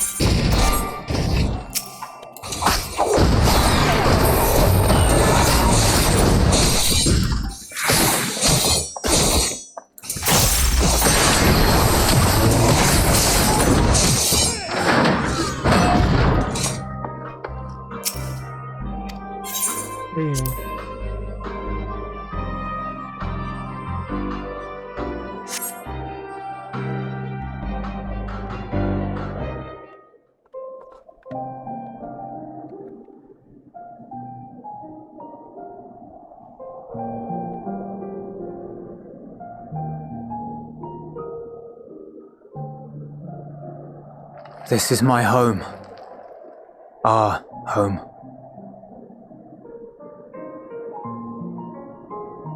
At least it was until that night. I was with Lord Quintus when the capital fell, and thus spared. My family, who did not own a radio, were less fortunate. When dawn came, I made my way here. My parents, my little brother and sister, they were still inside. But they weren't themselves, and they tried to. And I had to.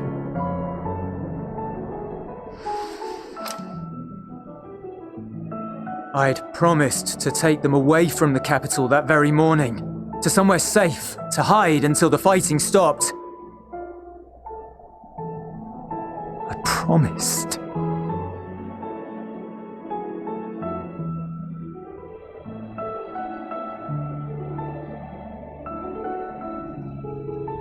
The Garlean flag bears a chain, the bonds between our countrymen.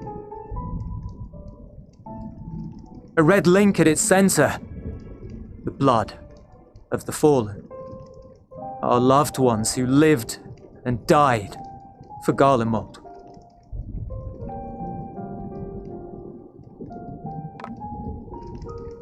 But if she too fell, who would be left to remember them and their sacrifice? What enduring proof would there be that they were ever here? If we had turned to your gods, would they have saved us?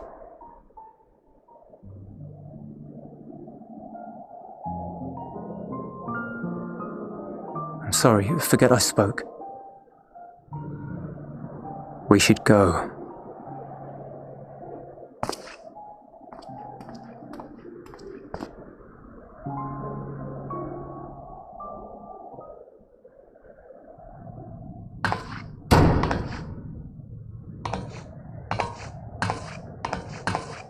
It's no use.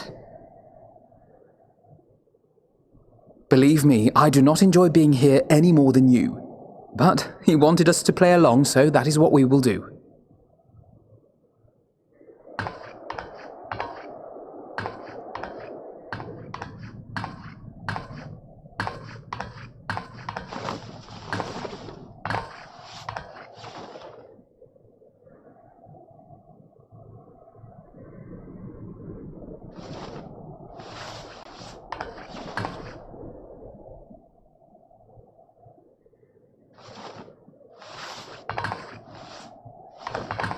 She's like, Alpha knows not taking a hint. It's so cold.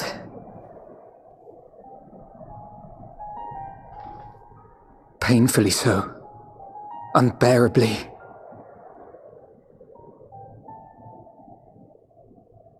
I've been thinking about what Quintus said.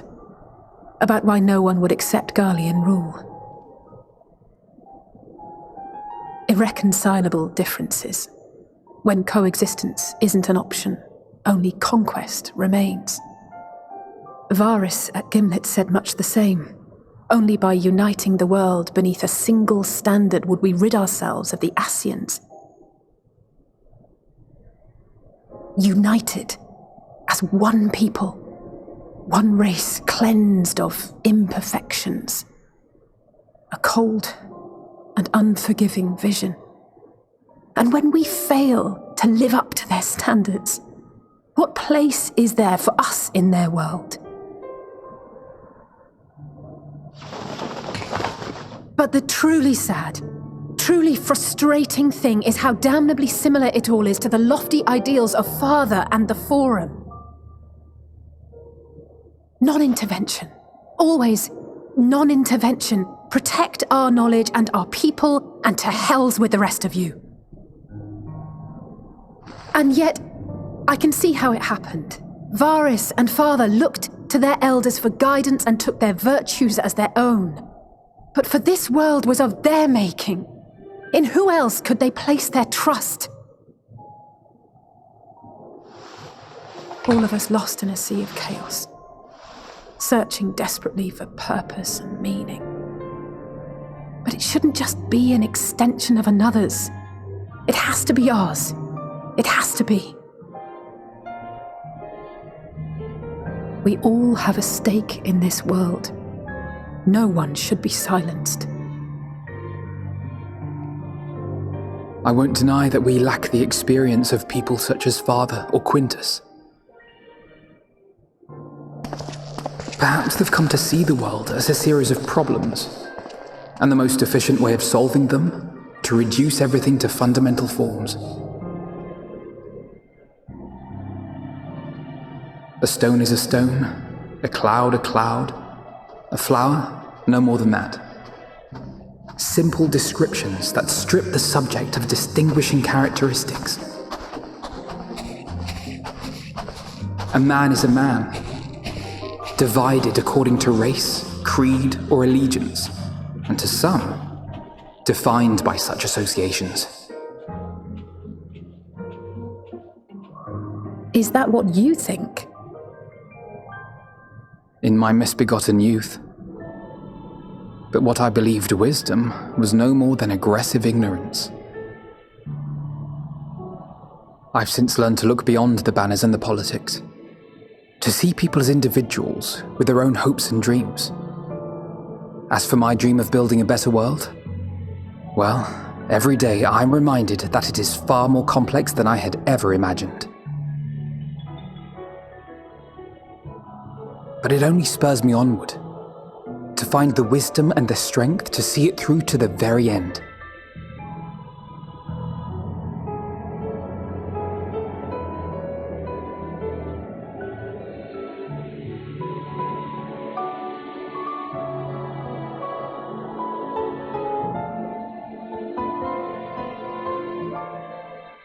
All of our supplies and an immediate withdrawal. These are your conditions?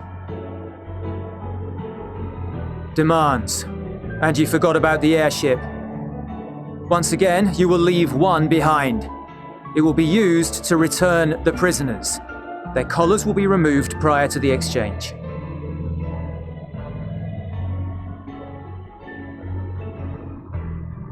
So in the end, not even Father's expertly worded rhetoric could deter you from your chosen course. Huh?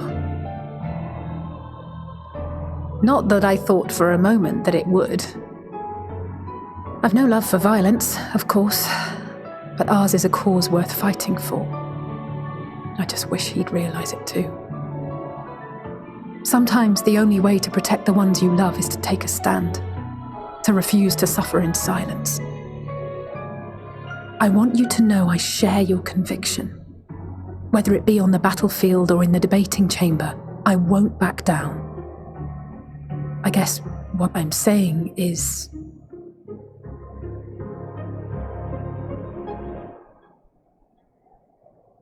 You've found your own reason to fight. Yes. Yes, I have. God's willing, there will come a day when we can finally lay down our arms, and there will be peace. But not until the Telophoroi have been defeated once and for all. And you, brother, will have a vital part to play. By your words and deeds, you'll lead the way. I pray I am up to the task. There'll always be naysayers. Those who think us fools for even trying. It's easy for learned elites to criticize earnest efforts and assert their moral superiority, all without offering alternatives. Not that their sophistry has ever wounded you. So stubborn and strong. Stronger than you even know. Don't ever change, you hear me? If you stumble, I'll be there to catch you. Or give you a thick ear. Maybe both, for good measure.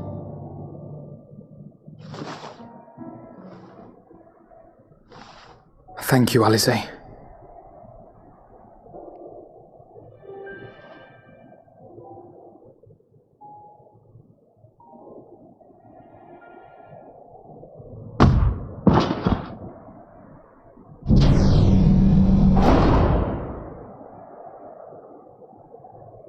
Justinian.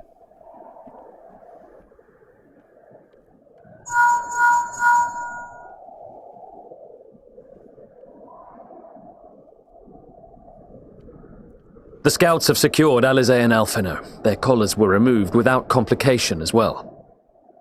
They report no casualties, not for their party nor the guards, who will wake from their premature slumber in due course.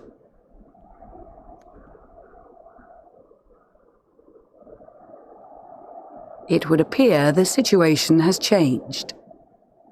I propose new terms. We have information that will be of great interest to Lord Quintus, and I wish to speak with him in person.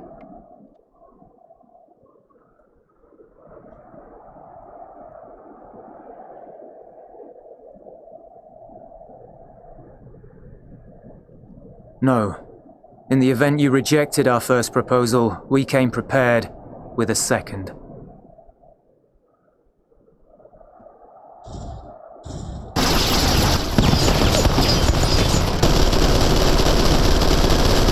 Ambush!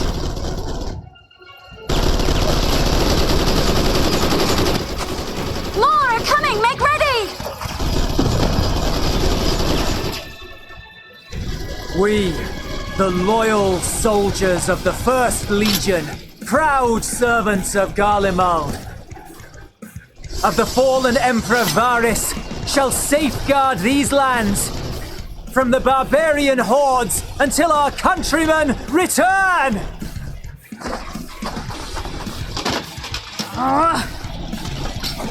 Stop, both of you!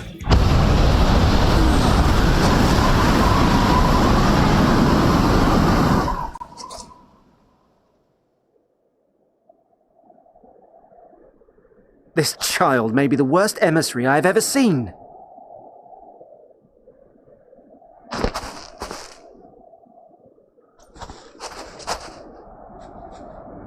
We received an urgent communication from the Grand Company of Eorzea. Envoys from the Imperial Army, led by members of the 10th Legion, came to Alamigo and requested an audience. They explained that their efforts to coordinate the reclamation of the capital with the aid of the 4th, 5th, 8th, and 12th had ended in failure. Communication between most legions has broken down entirely. Most of the 10th's conscripts have deserted, leaving their forces severely depleted. That is why, unable to continue the fight on their own, they and their allies turned to the Grand Company of Eorzea for aid. Lies! Every word! It is the truth, and I have not finished. The 10th has requested that we deliver a message to Lord Quintus. Have the ill stand down.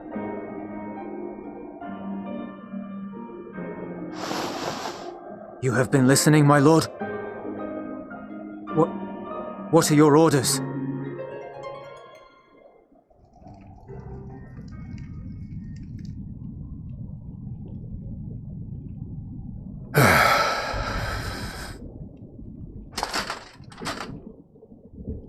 Inform her that we will honor the 10th's decision.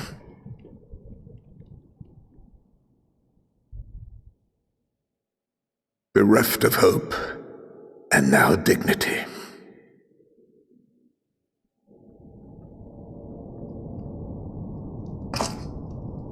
I release you from your duty. All of you.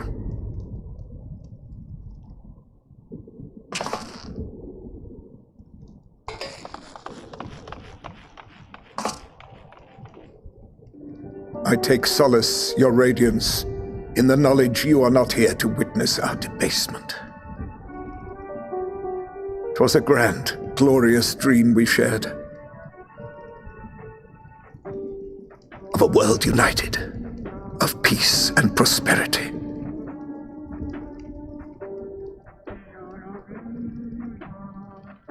We are ghosts, you and I, memories of days gone by.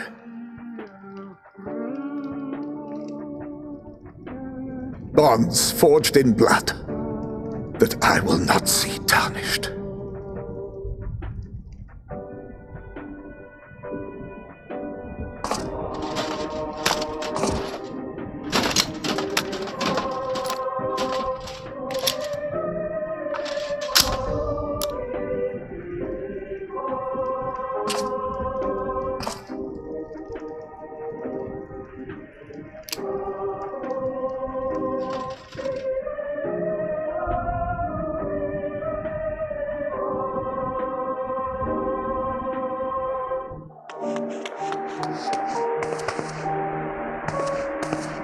Quickly! We have to reach the station before it's too late.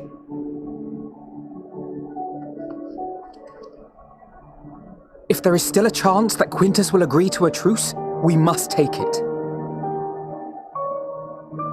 I just hope we get there before he and his men do something rash.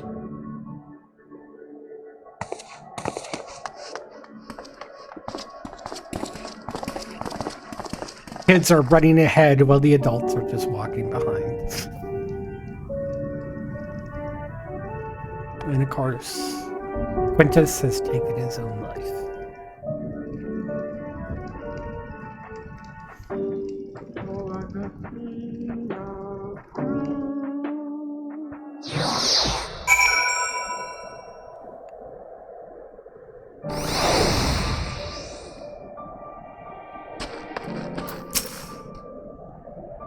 Much more has occurred since last we met. As for determining what comes next, we must speak with Lord Quintus.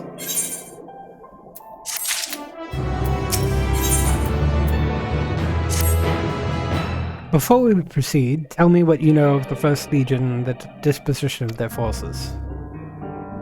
Exposition. They're preparing for war while the refugees in their care are left to go hungry, a reckless, short-sighted plan that risks the welfare of the people they were sworn to protect. Nevertheless, we cannot compel them to accept our aid. If we were to arrive in force with the intent to do so, we would only incite panic, and perhaps they can be persuaded to follow one of their own. Go with Julius back to the station and have him lead the refugees here. Some may be unwilling or unable to leave. But for the time being, I'll take what I can get.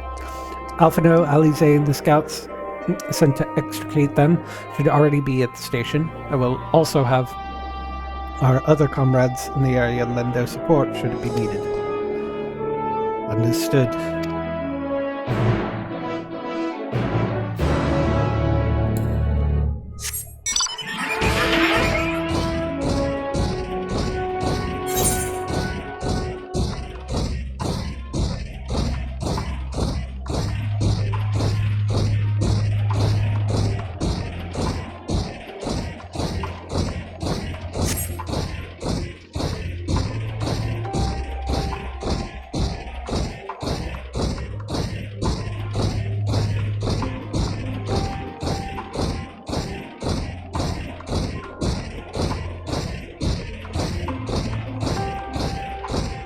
See if I can think of a relatively more direct route.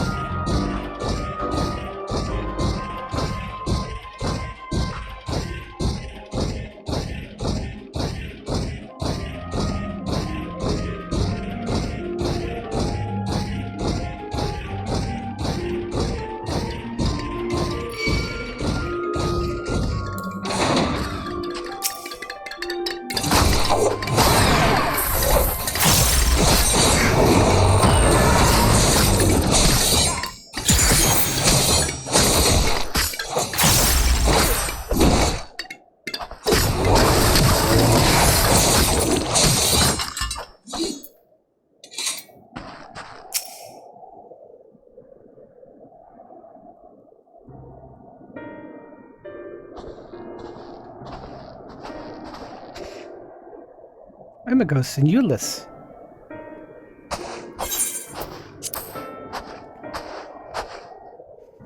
We arrived just before you did, and too late. Too late for what? What happened? It's Lord Quintus. He took his own life. After the news about the tent, he relieved us of our duties. Then, when he was alone, he...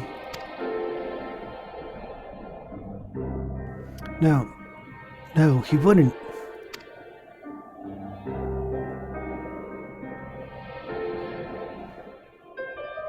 Sankar and the others, assisted by the soldiers, have seen to the remains. In due course shall the legatus be afforded a proper burial. He released us from our duty. He wanted us to be free to choose our own fate. Without him to guide us,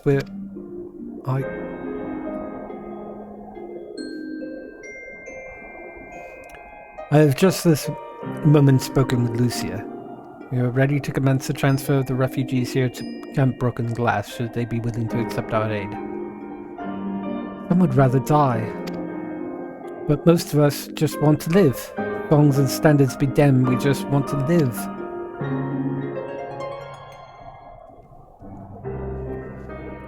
We'll need to speak with the refugees. We'll have to decide for themselves if they wish to come with us. If any would prefer to stay, we would have surprise party for them. It'll be a hard journey for the others, but we'll see that it reaches our camp safely.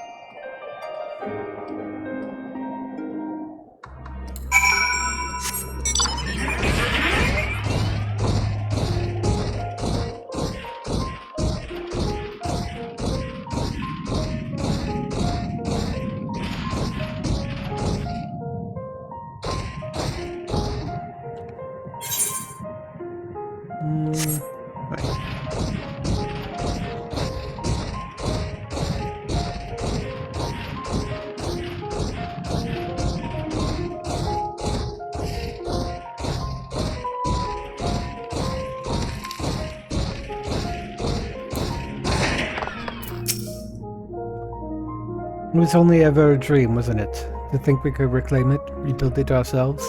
Before this all began, I sent my wife and daughter away to the provinces.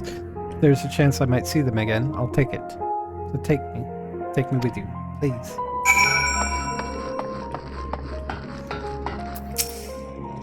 Well, got the Aetherite sorted to the end. All it took was a few adjustments, and now it works as well as it ever did. From what I can tell, the one in Thactrum is also functioning as normal. That's where you lot of staying, isn't it? Now that most of us are packing up and leaving this place, I reckon there'll be more use for me and my skills over at your camp.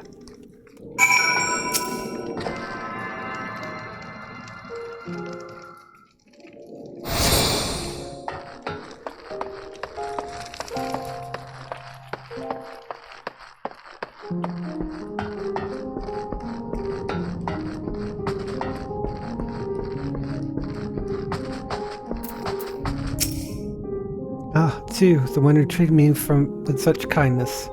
I heard from the others that you're not from around here. I thought you were one of us. Not that it makes much difference now. Pure bloods, migrants, savages. For a while, the words start to lose meaning. Till all that's left is with this anger and fear and hate. I'm too tired. You and yours will come to offer aid. I'd be glad to accept it.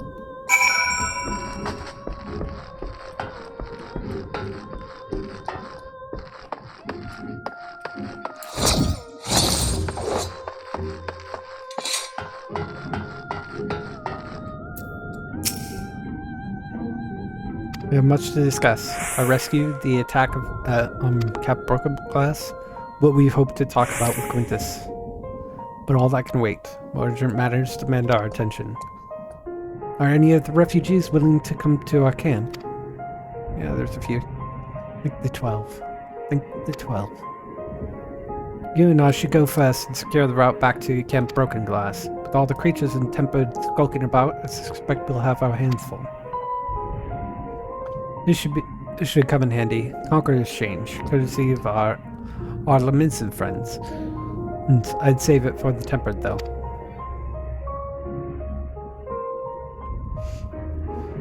I'll mark a few points that need surveying on the map. Once you've taken care of the riffraff, we'll meet back at our camp. Alright, I'm actually going to stop here. We are in a place where I can earn breakfast XP thanks to this little boon here, and I can actually tune to the Aetherite. Mainly because we're getting to that 2.5 hour mark, and as I thought, we didn't get to do the dungeon, but that is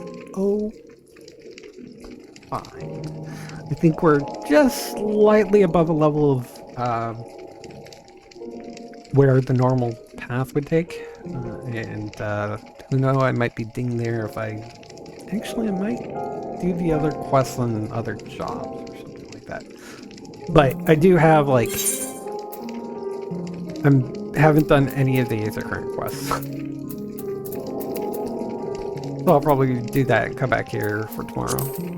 Because I'm off tomorrow, because New Year's. Happy New Year.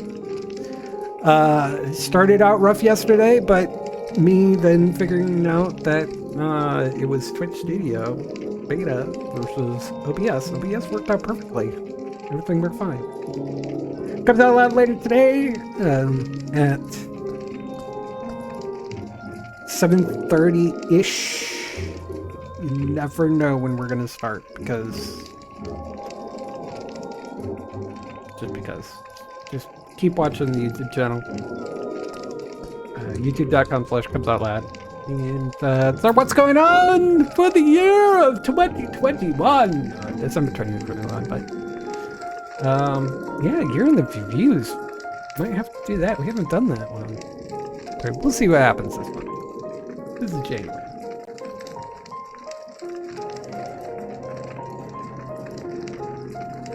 I expect to do it tomorrow, but you know, it's gonna be how I feel. I'm assuming I will.